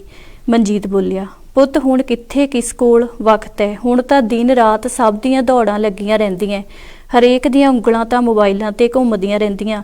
ਬਦਲਦੇ ਸਮੇਂ ਦੇ ਨਾਲ ਨਾਲ ਅੱਜ ਦੀ ਪੀੜ੍ਹੀ ਵੀ ਬਦਲ ਗਈ ਹੈ, ਉਹਨਾਂ ਨੂੰ ਬਜ਼ੁਰਗਾਂ ਦੀ ਨੁਕਤਾਚੀਨੀ ਚੰਗੀ ਨਹੀਂ ਲੱਗਦੀ। ਵਕਤ ਬਦਲ ਗਿਆ ਏ ਪੁੱਤ, ਤੂੰ ਸੱਥ ਦੀ ਗੱਲ ਕਰਦਾ ਹੈ, ਹੁਣ ਤਾਂ ਬਜ਼ੁਰਗ ਹੀ ਇਕੱਲੇ ਰਹਿ ਗਏ ਨੇ। ਮਾਂ ਨੇ ਹੌਂਕਾ ਜਿਹਾ ਲੈ ਕੇ ਕਿਹਾ। ਚੱਲ ਛੱਡ ਮਾਂ, ਤੇਰਾ ਪੁੱਤ ਨਹੀਂ ਤੈਨੂੰ ਇਕੱਲਾ ਰਹਿਣ ਦਿੰਦਾ। ਹਾਂਜੀ, ਧੰਨਵਾਦ। ਕੀ ਬਾਤ ਹੈ, ਵਾਕਈ ਕਾਫੀ ਇਮੋਸ਼ਨਲ ਸਟੋਰੀ ਸੀ ਇਹ, ਕਿਉਂਕਿ ਔਰ ਜਿਸ ਤਰ੍ਹਾਂ ਤੁਸੀਂ ਗੱਲ ਕੀਤੀ ਕਿ ਸੱਥ ਵਿੱਚ ਸਾਰੇ ਦੁੱਖ ਸੁੱਖ ਹੁੰਦੇ ਸੀ, ਅੱਜ ਕੱਲ੍ਹ ਨਹੀਂ ਹੁੰਦੇ ਹੈਗੇ। ਔਰ ਇਹ ਆਪਾਂ ਸਾਰੇ ਫੈਸਲੇ ਹੁਣ ਕੋਰਟ ਕਚਹਿਰੀਆਂ ਚੱਲ ਜਾਂਦੇ ਆ ਜਾਂ ਹੋਰ ਪਾਸੇ ਚੱਲ ਜਾਂਦੇ ਆ ਗੱਲ ਕਰਨ ਲਈ, ਲੇਕਿਨ ਸੱਥ ਉਸ ਵੇਲੇ ਇੱਕ ਐਸੀ ਜਗ੍ਹਾ ਹੁੰਦੀ ਸੀ ਜਿੱਥੇ ਸਾਰੇ ਦੁੱਖ ਸੁੱਖ ਔਰ ਸਾਰੇ ਸਾਂਝੇ ਬਹਿੰਦੇ ਹੁੰਦੇ, ਚਾਹੇ ਉਹ ਖੁਸ਼ੀ ਹੋਵੇ ਚਾਹੇ ਗਮੀ ਹੋਵੇ, ਉੱਥੇ ਜਾ ਕੇ ਉਹ ਆਪਾਂ ਸਾਰੇ ਸਾਂਝੇ ਕਰਦੇ ਸੀਗੇ। ਹਾਂਜੀ ਰਾਜਵੀਰ ਜੀ, ਇੱਕ ਕਹਾਣੀ ਲਈ ਤੁਹਾਨੂੰ ਸਨਮਾਨਿਤ ਵੀ ਕੀਤਾ ਗਿਆ ਉੱਥੇ ਪੰਜਾਬ ਵਿੱਚ ਅੰਮ੍ਰਿਤਸਰ 'ਚ ਜਿਹੜੀ ਛਪੀ ਸੀ, ਜਿਹੜੀ ਉੱਥੇ ਕਹਾਣੀਆਂ ਦੀ ਹੋਈ ਸੀਗੀ, ਸੰਮੇਲਨ ਹੋਇਆ ਸੀਗਾ। ਔਰ ਤੁਹਾਡੀਆਂ ਜਿਹੜੀਆਂ ਕਿਤਾਬਾਂ ਕਹਾਣੀਆਂ ਕੱਚੇ ਭਾਂਡੇ ਔਰ ਲੋਰੀਆਂ, ਇਹ ਤੁਹਾਡੀਆਂ ਪਾਕਿਸਤਾਨ 'ਚ ਵੀ ਛਪੀਆਂ। ਹਾਂਜੀ, ਜਿਹੜੇ ਪਾਕਿਸਤਾਨ 'ਚ ਛਪੀਆਂ ਉਹ ਤੁਸੀਂ ਕਿਸ ਤਰ੍ਹਾਂ ਉਹਨਾਂ ਨੂੰ ਭੇਜਿਆ? ਮਤਲਬ ਕਿਸ ਤਰ੍ਹਾਂ ਉਹਨਾਂ ਨੇ ਤੁਹਾਡੀਆਂ ਇਹ ਕਹਾਣੀਆਂ ਦੇਖੀਆਂ ਔਰ ਤੁਸੀਂ ਸੋਚੀਆਂ ਕਿ ਉਹਨਾਂ ਨੇ ਕਿਹਾ ਵੀ ਹਾਂ ਸਾਨੂੰ ਇਹ ਕਹਾਣੀਆਂ ਭੇਜ, ਤੇ ਤੁਹਾਨੂੰ ਕਿਸ ਤਰ੍ਹਾਂ ਦਾ ਲੱਗਿਆ ਉਸ ਵੇਲੇ? ਹਾਂਜੀ, ਬਹੁਤ ਵਧੀਆ ਲੱਗਾ ਜਦੋਂ ਉਹਨਾਂ ਦਾ ਫੋਨ ਵੀ ਆਇਆ ਤੇ ਵਧੀਆ, ਹਾਂਜੀ ਵਧੀਆ ਗੱਲਬਾਤ ਹੋਈ। ਤੇ ਫਿਰ ਉਹਨਾਂ ਨੇ ਪੁੱਛਿਆ ਕਿ ਤੁਸੀਂ ਕਿਸ ਤਰ੍ਹਾਂ ਦਾ ਲਿਖਦੇ ਆ, ਕਿ ਸਾਨੂੰ ਪਤਾ ਲੱਗਾ ਸੀ, ਕਾਲਜ ਤੋਂ ਪਤਾ ਲੱਗਾ ਸੀ। ਹਾਂਜੀ, ਮੇਰੇ ਮੈਡਮ ਸੀ ਜਿੱਦਾਂ ਪੜ੍ਹਾਉਂਦੇ ਸੀ, ਉਹਨਾਂ ਨੇ ਗੱਲਬਾਤ ਕੀਤੀ ਸੀ, ਉਹਨਾਂ ਨੇ ਨੰਬਰ ਦਿੱਤਾ ਸੀ, ਫਿਰ ਉਹਨੇ ਗਾਂ ਹਾਂਜੀ ਕੰਟੈਕਟ ਕੀਤਾ। ਹਾਂਜੀ ਰਾਜਵੀਰ, ਆਪਾਂ ਨੂੰ ਕਾਲ ਆ ਗਈ ਹੈ, ਇੱਕ ਪਿਆਰੇ ਦਰਸ਼ਕੋ ਕਾਲ ਤੁਸੀਂ ਜ਼ਰੂਰ ਕਰੋ ਔਰ ਆਪਾਂ ਇਹਦੇ ਨਾਲ ਗੱਲ ਵੀ ਕਰਨੀ ਆ, ਤੇ ਕਾਲ ਆ ਵੀ ਗਈ ਆਪਾਂ ਨੂੰ, ਤਾਂ ਆਪਾਂ ਕਾਲ ਲੈ ਲਈਏ। ਹਾਂਜੀ, ਸਤਿ ਸ਼੍ਰੀ ਅਕਾਲ ਜੀ। ਹਾਂਜੀ ਡਾਕਟਰ ਸਾਹਿਬ, ਤੁਹਾਨੂੰ ਤੇ ਤੁਹਾਡੇ ਸਤਿਕਾਰਯੋਗ ਬੀਬੀ ਮਹਿਮਾਨ ਨੂੰ ਤੇ ਤੁਹਾਡੇ ਸਟਾਫ ਨੂੰ, ਤੁਹਾਡੇ ਦਰਸ਼ਕਾਂ ਨੂੰ ਗੁਰਦੇਵ ਸਿੰਘ ਭੋਗਲ ਵੱਲੋਂ ਵਾਹਿਗੁਰੂ ਜੀ ਕਾ ਖਾਲਸਾ ਵਾਹਿਗੁਰੂ ਜੀ ਕੀ ਫਤਿਹ। ਭੋਗਲ ਸਾਹਿਬ, ਕੀ ਹਾਲ ਚਾਲ ਹੈ? ਠੀਕ ਹੋ ਜੀ? ਚੜ੍ਹਦੀ ਕਲਾ, ਦੁਆਵਾਂ ਨੇ ਬਹੁਤ ਵਧੀਆ ਜੀ। ਜੀ, ਕੀ ਕਹਿਣਾ ਚਾਹੋਗੇ ਅੱਜ ਦੇ ਇਸ ਪ੍ਰੋਗਰਾਮ ਵਿੱਚ? ਹਾਂਜੀ, ਮੈਂ ਤੇ ਆਪਣੀ ਹਾਜ਼ਰੀ ਭਰਦੀ ਇਸ ਕਰ, ਇਹ ਤੁਸੀਂ ਜਿਹੜੀ ਕਹਾਣੀ ਸੁਣਾਈ ਹੈ ਨਾ, ਹਾਂਜੀ, ਤੇ ਦੇਖੋ ਜ਼ਿੰਦਗੀ ਇੱਕ ਐਸਾ ਸਫ਼ਰ ਆ ਜਿਹਦੇ ਵਿੱਚ ਉਤਰਾਅ ਚੜ੍ਹਾਅ ਆਉਂਦੇ ਰਹਿੰਦੇ ਨੇ ਜੀ, ਹੈ ਨਾ, ਉਹ ਆਉਣੇ ਨੇ। ਤੇ ਪਰ ਇਦਾਂ ਆ, ਤੁਸੀਂ ਮੇਰਾ ਕਿੱਥੇ ਮਿੱਤਰ ਸੀਗਾ, ਤੁਹਾਡੀ ਕਹਾਣੀ ਨੇ ਮੈਨੂੰ ਉਹ ਯਾਦ ਕਰਾਤਾ। ਬਹੁਤ ਸਾਲਾਂ ਦੀ ਗੱਲ ਜੀ, 30-35-40 ਸਾਲ ਦੀ ਗੱਲ ਹੋਣੀ ਆ, ਮੈਨੂੰ 60 ਸਾਲ ਹੋ ਗਏ ਇੱਥੇ ਰਹਿੰਦੇ ਨੂੰ ਜੀ। ਤੇ ਉਹਨੂੰ ਮੈਂ ਇੱਕ ਦਿਨ ਗੱਲਾਂ ਚੱਲ ਪਈਆਂ, ਕਹਿੰਦਾ ਯਾਰ ਬੰਦਗੀ ਭੋਗਲ ਜੀ, ਕਹਿੰਦਾ ਬੰਦਗੀ ਤਾਂ ਬਹੁਤ ਕਰਦੇ ਆ ਜੀ, ਹਾਂ, ਪਰ ਕਹਿੰਦਾ ਤਾਂ ਕਿਹੜਾ, ਕਹਿੰਦਾ ਮੁਸ਼ਕਲਾਂ ਹਟ ਜਾਂਦੀਆਂ ਜੀ। ਤਾਂ ਫਿਰ ਨਾਲ ਉਹਨੇ ਆਪ ਮੰਨ ਗਿਆ, ਉਹਦੀ ਦੁਕਾਨ ਸੀਗੀ, ਕਹਿੰਦਾ ਸਵੇਰ ਤੋਂ ਸ਼ਾਮ ਤੱਕ ਪਤਾ ਨਹੀਂ ਕਿੰਨਾ ਕੁ ਅਸੀਂ ਝੂਠ ਬੋਲਦੇ ਆ। ਮੈਂ ਕਿਹਾ ਮੈਂ ਕਹਿਣ ਵਾਲਾ ਸੀ ਇਹ ਜੀ ਜੀ ਜੀ। ਸੋ ਕੀ ਕਹਿਣਾ ਚਾਹੋਗੇ ਗੁਰਦੇਵ? ਮੈਂ ਕਿਹਾ ਮੈਂ ਕਹਿਣ ਵਾਲਾ ਸੀਗਾ ਜੀ। ਤਾਂ ਕਹਿੰਦਾ ਤੁਸੀਂ ਕਹਿ ਦਿੰਦੇ, ਮੈਂ ਕਿਹੜਾ ਤੁਹਾਡਾ ਗੁੱਸਾ ਕਰਨਾ ਸੀਗਾ। ਅੱਛਾ, ਤੇ ਤੁਸੀਂ ਕਹਿੰਦਾ ਗੁਰੂ ਗ੍ਰੰਥ ਸਾਹਿਬ ਤੋਂ ਗੱਲਾਂ ਦੱਸਦੇ ਹੁੰਦੇ ਆ ਕਿ ਕਾਰਨ ਵਜੋਂ ਕਰਮ ਨਾ ਹੋਏ, ਜੋ ਦੁਨੀਆ 'ਚ ਹੋ ਰਿਹਾ ਉਹਦਾ ਕਾਰਨ ਜ਼ਰੂਰ ਹੁੰਦਾ ਜੀ। ਸੋ ਭੋਗਲ ਸਾਹਿਬ, ਤੁਸੀਂ ਦੇਖ ਰਹੇ ਹੋ ਸਾਡੇ ਨਾਲ ਬੰਦਗੀ ਦਾ ਬਥੇਰੀ ਕਰਦੇ ਆ, ਪਰ ਫਿਰ ਵੀ ਕਹਿੰਦੇ ਆ ਜਿਹੜੇ ਦੁੱਖ ਤਕਲੀਫਾਂ ਜਾਂਦੀਆਂ ਨਹੀਂ ਹੈ। ਹਾਂਜੀ, ਤੇ ਮੈਂ ਕਿਹਾ ਉਹ ਤੇ ਕਰਮਾਂ ਤੇ ਇਹਨੇ ਕਰਮ ਕਰਨੇ ਆ, ਕਰਮ ਆਪ ਕਰਨੇ ਆ, ਫਿਰ ਕਿਰਪਾ ਹੁੰਦੀ ਉਹਦੀ ਜੀ। ਸੋ ਕੀ ਕਹਿਣਾ ਚਾਹੋਗੇ ਤੁਸੀਂ ਹੁਣ, ਅੱਜ ਕੀ ਸੁਣਾਓਗੇ ਸਾਨੂੰ ਇਸ ਗੱਲ ਤੇ ਲੈ ਕੇ? ਤੇ ਮੈਂ ਕਿਹਾ ਜੇ ਬੰਦਗੀ ਕਰਕੇ ਵੀ ਤੁਸੀਂ ਆਪ ਹੀ, ਮੈਂ ਕਿਹਾ ਤੂੰ ਕਹਿਤਾ ਸਵੇਰ ਤੋਂ ਸ਼ਾਮ ਤੱਕ ਪਤਾ ਨਹੀਂ ਕਿੰਨਾ ਝੂਠ ਬੋਲਦੇ ਆ ਤੇ ਮੈਂ ਕਿਹਾ ਇਹਦਾ ਵੀ ਤਾਂ ਇਨਸਾਫ ਕਰਨਾ ਹੀ ਆ ਨਾ ਉੱਪਰ ਵਾਲੇ ਨੇ ਜੀ। ਤੇ ਲਓ, ਮੈਂ ਜ਼ਿੰਦਗੀ ਤੇ ਮੈਂ ਉਹ ਕਹਾਣੀ ਦੇ ਨਾਲ ਰਲਦੀ ਮਿਲਦੀ ਗੱਲ, ਜਿਹੜੀ ਜ਼ਿੰਦਗੀ ਤੇ ਮੈਂ ਚੰਦ ਕਲਾਈਨਾਂ ਬੋਲਣੀਆਂ ਚਾਹੁੰਦਾ। ਇਰਸ਼ਾਦ, ਆ ਜਾਓ। ਬਹੁਤ ਧੰਨਵਾਦ। ਡਾਕਟਰ ਸਾਹਿਬ ਨੇ ਲਿਖਿਆ ਵੀ ਸਭਨਾ ਜੀਆਂ ਵਿੱਚ ਬੈਠਾ ਉਹ ਆਪ ਹੁੰਦਾ, ਸਭਨਾ ਜੀਆਂ ਵਿੱਚ ਬੈਠਾ ਉਹ ਆਪ ਹੁੰਦਾ, ਕਦੇ ਹਸਾਏ ਤੇ ਕਦੇ ਹਸਾਏ ਤੇ ਕਦੇ ਦਏ ਰਵਾਜ ਜ਼ਿੰਦਗੀ, ਕਈ ਦੂਜਿਆਂ ਦੀ ਜ਼ਿੰਦਗੀ ਵਾਰ ਛੱਡਦੇ, ਕਈ ਉਹਨਾਂ ਦੀ ਦੇਣ ਮੁਕਾ ਜ਼ਿੰਦਗੀ। ਵਾਹ, ਉਹਨਾਂ ਦੇ ਆਪਣੇ ਆਪਣੇ ਕਰਮ ਹੀ ਆ ਨਾ, ਫਿਰ ਜੀ ਜੋ ਕਰਨਾ ਉਹੀ ਭਰਨਾ ਨਾ ਫਿਰ ਜੀ ਜੀ। ਜਾਨ ਤੇ ਖੇਡਣਾ ਹੀ ਕੰਮ ਸੂਰਮਿਆਂ ਦਾ, ਜਾਨ ਤੇ ਖੇਡਣਾ ਹੀ ਕੰਮ ਹੈ ਸੂਰਮਿਆਂ ਦਾ, ਡਰੂ ਡਰਪੋਕ ਲੁਕਾਉਂਦੇ ਰਹਿਣ ਜ਼ਿੰਦਗੀ, ਸਾਊ ਮਜ਼ਲੂਮਾਂ ਨੂੰ ਸਦਾ ਲਾਉਣ ਸੀਨੇ, ਸੀਨਾ ਜ਼ੋਰ ਸਕਾਉਂਦੇ ਰਹਿਣ ਜ਼ਿੰਦਗੀ, ਸਾਊ ਮਜ਼ਲੂਮਾਂ ਨੂੰ ਸਦਾ ਲਾਉਣ ਸੀਨੇ, ਸੀਨਾ ਜ਼ੋਰ ਸਕਾਉਂਦੇ ਰਹਿਣ ਜ਼ਿੰਦਗੀ। ਡਾਕਟਰ ਸਾਹਿਬ, ਸੀਨਾ ਜ਼ੋਰ ਸਕਾਉਂਦੇ ਰਹਿਣ ਜ਼ਿੰਦਗੀ। ਵਾਹ ਵਾਹ। ਬਈ ਜਾਣੀ ਜਾਣ ਮਾਲਕ ਦਾ ਅਸਲੀ ਘਰ ਇਹੀ। ਜਾਣੀ ਜਾਣ ਮਾਲਕ ਦਾ ਅਸਲੀ ਘਰ ਇਹੀ, ਤਾਈਓ ਸਭ ਤੋਂ ਵੱਧ ਨਿਆਰੀ ਹੈ ਜ਼ਿੰਦਗੀ। ਜਾਨ ਨਾਲ ਹੈ ਆਖਰ ਜਹਾਨ ਲੋਕੋ, ਤਾਈਓ ਵੱਡਮੁੱਲੀ ਅਤੇ ਪਿਆਰੀ ਹੈ ਜ਼ਿੰਦਗੀ। ਵਾਹ। ਕੋਈ ਜ਼ਿੰਦਗੀ ਨੂੰ ਜੰਨਤ ਆਲੀ ਸ਼ਾਨ ਆਖੇ, ਕੋਈ ਜ਼ਿੰਦਗੀ ਨੂੰ ਜੰਨਤ ਸ਼ਾਨ ਆਖੇ, ਕੋਈ ਆਖੇ ਹੈ ਦੁੱਖਾਂ ਦਾ ਘਰ ਜ਼ਿੰਦਗੀ। ਕੋਈ ਪੱਕੇ ਦੀ ਪਕਿਆਈ ਤੋਂ ਅਣਜਾਣ ਡਾਢਾ, ਕੋਈ ਕੱਚੇ ਘੜੇ ਤੇ ਜਾਏ ਤਰ ਜ਼ਿੰਦਗੀ। ਤਰ ਜ਼ਿੰਦਗੀ, ਕੀ ਬਾਤ ਹੈ। ਇਹ ਤੁਹਾਡੇ ਕਰਮਾਂ ਤੇ ਡਿਪੈਂਡ ਕਰਦਾ, ਕਹਿਣ ਤੋਂ ਭਾਵ ਸਮਝ ਗਏ ਨਾ ਤੁਸੀਂ? ਜੀ ਜੀ ਜੀ। ਕੋਈ ਜ਼ਿੰਦਗੀ ਨੂੰ ਜੰਨਤ ਆਲੀ ਸ਼ਾਨ ਆਖੇ, ਕੋਈ ਆਖੇ ਹੈ ਦੁੱਖਾਂ ਦਾ ਘਰ ਜ਼ਿੰਦਗੀ। ਓਏ ਕੋਈ ਪੱਕੇ ਦੀ ਪਕਿਆਈ ਤੋਂ ਅਣਜਾਣ ਡਾਢਾ, ਕੋਈ ਕੱਚੇ ਘੜੇ ਤੇ ਜਾਏ ਤਰ ਜ਼ਿੰਦਗੀ। ਡਾਕਟਰ ਸਾਹਿਬ, ਕੋਈ ਕੱਚੇ ਘੜੇ ਤੇ ਜਾਏ ਤਰ ਜ਼ਿੰਦਗੀ। ਕੀ ਬਾਤ ਹੈ, ਵਾਹ। ਆਖਰੀ ਬੰਦਵਾਜੀ 4 ਲਾਈਨਾਂ ਡਾਕਟਰ ਸਾਹਿਬ। ਬਈ ਕੋਈ ਜ਼ਿੰਦਗੀ ਨੂੰ ਫੁੱਲਾਂ ਦੀ ਸੇਜ ਆਖੇ, ਜਿੰਨੇ ਮੂੰਹ ਉਨੀਆਂ ਗੱਲਾਂ ਨੇ ਨਾ। ਵਾਕਈ। ਕੋਈ ਜ਼ਿੰਦਗੀ ਨੂੰ ਫੁੱਲਾਂ ਦੀ ਸੇਜ ਆਖੇ, ਕੋਈ ਆਖੇ ਸੰਘਰਸ਼ ਅਤੇ ਸੰਤਾਪ ਜ਼ਿੰਦਗੀ। ਓਏ ਬੁੱਝੀ ਬੁਝਾਰਤ ਦਾ ਕੋਈ ਨਾਂ ਦੇਵੇ, ਕੋਈ ਆਖਦਾ ਹੈ ਖੁੱਲੀ ਕਿਤਾਬ ਜ਼ਿੰਦਗੀ। ਕੀ ਬਾਤ, ਵਾਹ। ਬਹੁਤ ਸ਼ੁਕਰੀਆ। ਕੋਈ ਜ਼ਿੰਦਗੀ ਨੂੰ ਫੁੱਲਾਂ ਦੀ ਸੇਜ ਆਖੇ, ਕੋਈ ਆਖੇ ਸੰਘਰਸ਼ ਅਤੇ ਸੰਤਾਪ ਜ਼ਿੰਦਗੀ। ਓਏ ਬੁੱਝੀ ਬੁਝਾਰਤ ਦਾ ਕੋਈ ਨਾਂ ਦੇਵੇ, ਕੋਈ ਆਖਦਾ ਹੈ ਖੁੱਲੀ ਕਿਤਾਬ ਜ਼ਿੰਦਗੀ। ਤੇ ਕੋਈ ਮੌਤ ਤੋਂ ਜ਼ਿੰਦਗੀ ਲੱਭ ਲੈਂਦਾ, ਕੋਈ ਮੌਤ ਚੋਂ ਜ਼ਿੰਦਗੀ ਲੱਭ ਲੈਂਦਾ। ਕੋਈ ਕਹੇ ਅੰਧਿਆਰੀ ਇੱਕ ਰਾਤ ਜ਼ਿੰਦਗੀ। ਓਏ ਗੱਲਾਂ ਉਨੀਆਂ ਜਿੰਨੇ ਮੂੰਹ ਭੋਗਲ, ਸਭ ਤੋਂ ਅਨਮੋਲ ਹੈ ਰੱਬੀ ਸੁਗਾਤ ਜ਼ਿੰਦਗੀ। ਓਏ ਗੱਲਾਂ ਉਨੀਆਂ ਜਿੰਨੇ ਮੂੰਹ ਭੋਗਲ, ਸਭ ਤੋਂ ਅਨਮੋਲ ਹੈ ਰੱਬੀ ਸੁਗਾਤ ਜ਼ਿੰਦਗੀ। ਡਾਕਟਰ ਸਾਹਿਬ, ਸੱਚ ਹੈ ਚਿੱਟੇ ਦਿਨ ਵਰਗਾ, ਮੰਨ ਕੇ ਚੱਲਣਾ ਪਊ, ਸਭ ਤੋਂ ਅਨਮੋਲ ਹੈ ਰੱਬੀ ਸੁਗਾਤ ਜ਼ਿੰਦਗੀ। ਕੀ ਬਾਤ ਹੈ, ਕੀ ਬਾਤ। ਇਹ ਤੁਸੀਂ ਸੋਚਣਾ ਪਏ ਤੁਸੀਂ ਕੀ ਕਰਨਾ ਜ਼ਿੰਦਗੀ 'ਚ। ਜੀ ਵਾਕਈ, ਵਾਕਈ ਜੀ। ਕਰਮ ਆਪਣੇ ਕਰਮ ਪਹਿਲਾਂ ਆਪ ਕਰਨੇ ਆ ਤੇ ਫਿਰ ਉਹਦੀ ਕਿਰਪਾ ਹੁੰਦੀ ਆ। ਜੀ ਜੀ, ਵਾਕਈ। ਸੋ ਭੋਗਲ ਸਾਹਿਬ, ਬਹੁਤ ਬਹੁਤ ਧੰਨਵਾਦ, ਬਹੁਤ ਵਧੀਆ ਤੁਸੀਂ ਜੀ। ਬਹੁਤ ਧੰਨਵਾਦ ਸਾਹਿਬ, ਬਹੁਤ ਧੰਨਵਾਦ, ਬਹੁਤ ਧੰਨਵਾਦ। ਪਿਆਰ ਭਰੀ ਸਤਿ ਸ਼੍ਰੀ ਅਕਾਲ ਜੀ। ਸਤਿ ਸ਼੍ਰੀ ਅਕਾਲ। ਵਾਕਈ ਭੋਗਲ ਸਾਹਿਬ ਨੇ ਬਹੁਤ ਵਧੀਆ ਗੱਲ ਕੀਤੀ ਹੈ ਕਿ ਜ਼ਿੰਦਗੀ ਤੋਂ ਆਪਾਂ ਨੂੰ ਘਬਰਾਉਣਾ ਨਹੀਂ ਚਾਹੀਦਾ, ਹੈ ਨਾ। ਜ਼ਿੰਦਗੀ ਇੱਕ ਖੁੱਲੀ ਕਿਤਾਬ ਹੈ, ਉਹਨੂੰ ਆਪਾਂ ਜਿੰਨਾ ਜੀਵਾਂਗੇ ਉਨਾ ਹੀ ਵਧੀਆ ਲੱਗੂਗਾ ਆਪਾਂ ਨੂੰ ਸਾਰਿਆਂ ਨੂੰ।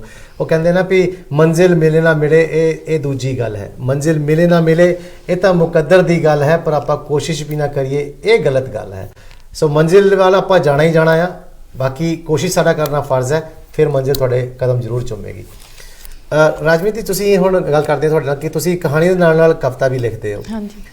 ਔਰ ਕਵਿਤਾ ਤੁਹਾਡੀਆਂ ਜਿਹੜੀਆਂ ਹੁੰਦੀਆਂ ਹਾਲਾਂਕਿ ਛੋਟੀਆਂ ਹੁੰਦੀਆਂ, ਲੇਕਿਨ ਉਹਨਾਂ ਦੇ ਜਿਹੜਾ ਵਿੱਚੋਂ ਗੱਲਾਂ ਹੁੰਦੀਆਂ ਬੜੀਆਂ ਗੂੜੀਆਂ ਹੁੰਦੀਆਂ। ਸੋ ਕਿਹੜੀ ਕਵਿਤਾ ਨਾਲ ਸਾਡੇ ਨਾਲ, ਕਿਉਂਕਿ ਸਾਡੇ ਦਰਸ਼ਕ ਤੁਹਾਡਾ ਦੋਨੇ ਰੂਪ ਦੇਖਣਾ ਚਾਹੁੰਦੇ ਆ ਕਿ ਤੁਸੀਂ ਕਹਾਣੀਆਂ ਵੀ ਲਿਖਦੇ ਹੋ ਤੇ ਨਾਲ ਕਵਿਤਾ ਵੀ ਲਿਖਦੇ ਹੋ, ਤੇ ਤੁਸੀਂ ਹੁਣ ਕਿਹੜੀ ਕਵਿਤਾ ਨਾਲ ਸਾਡੇ ਦਰਸ਼ਕਾਂ ਨੂੰ ਸੁਣਾਓਗੇ?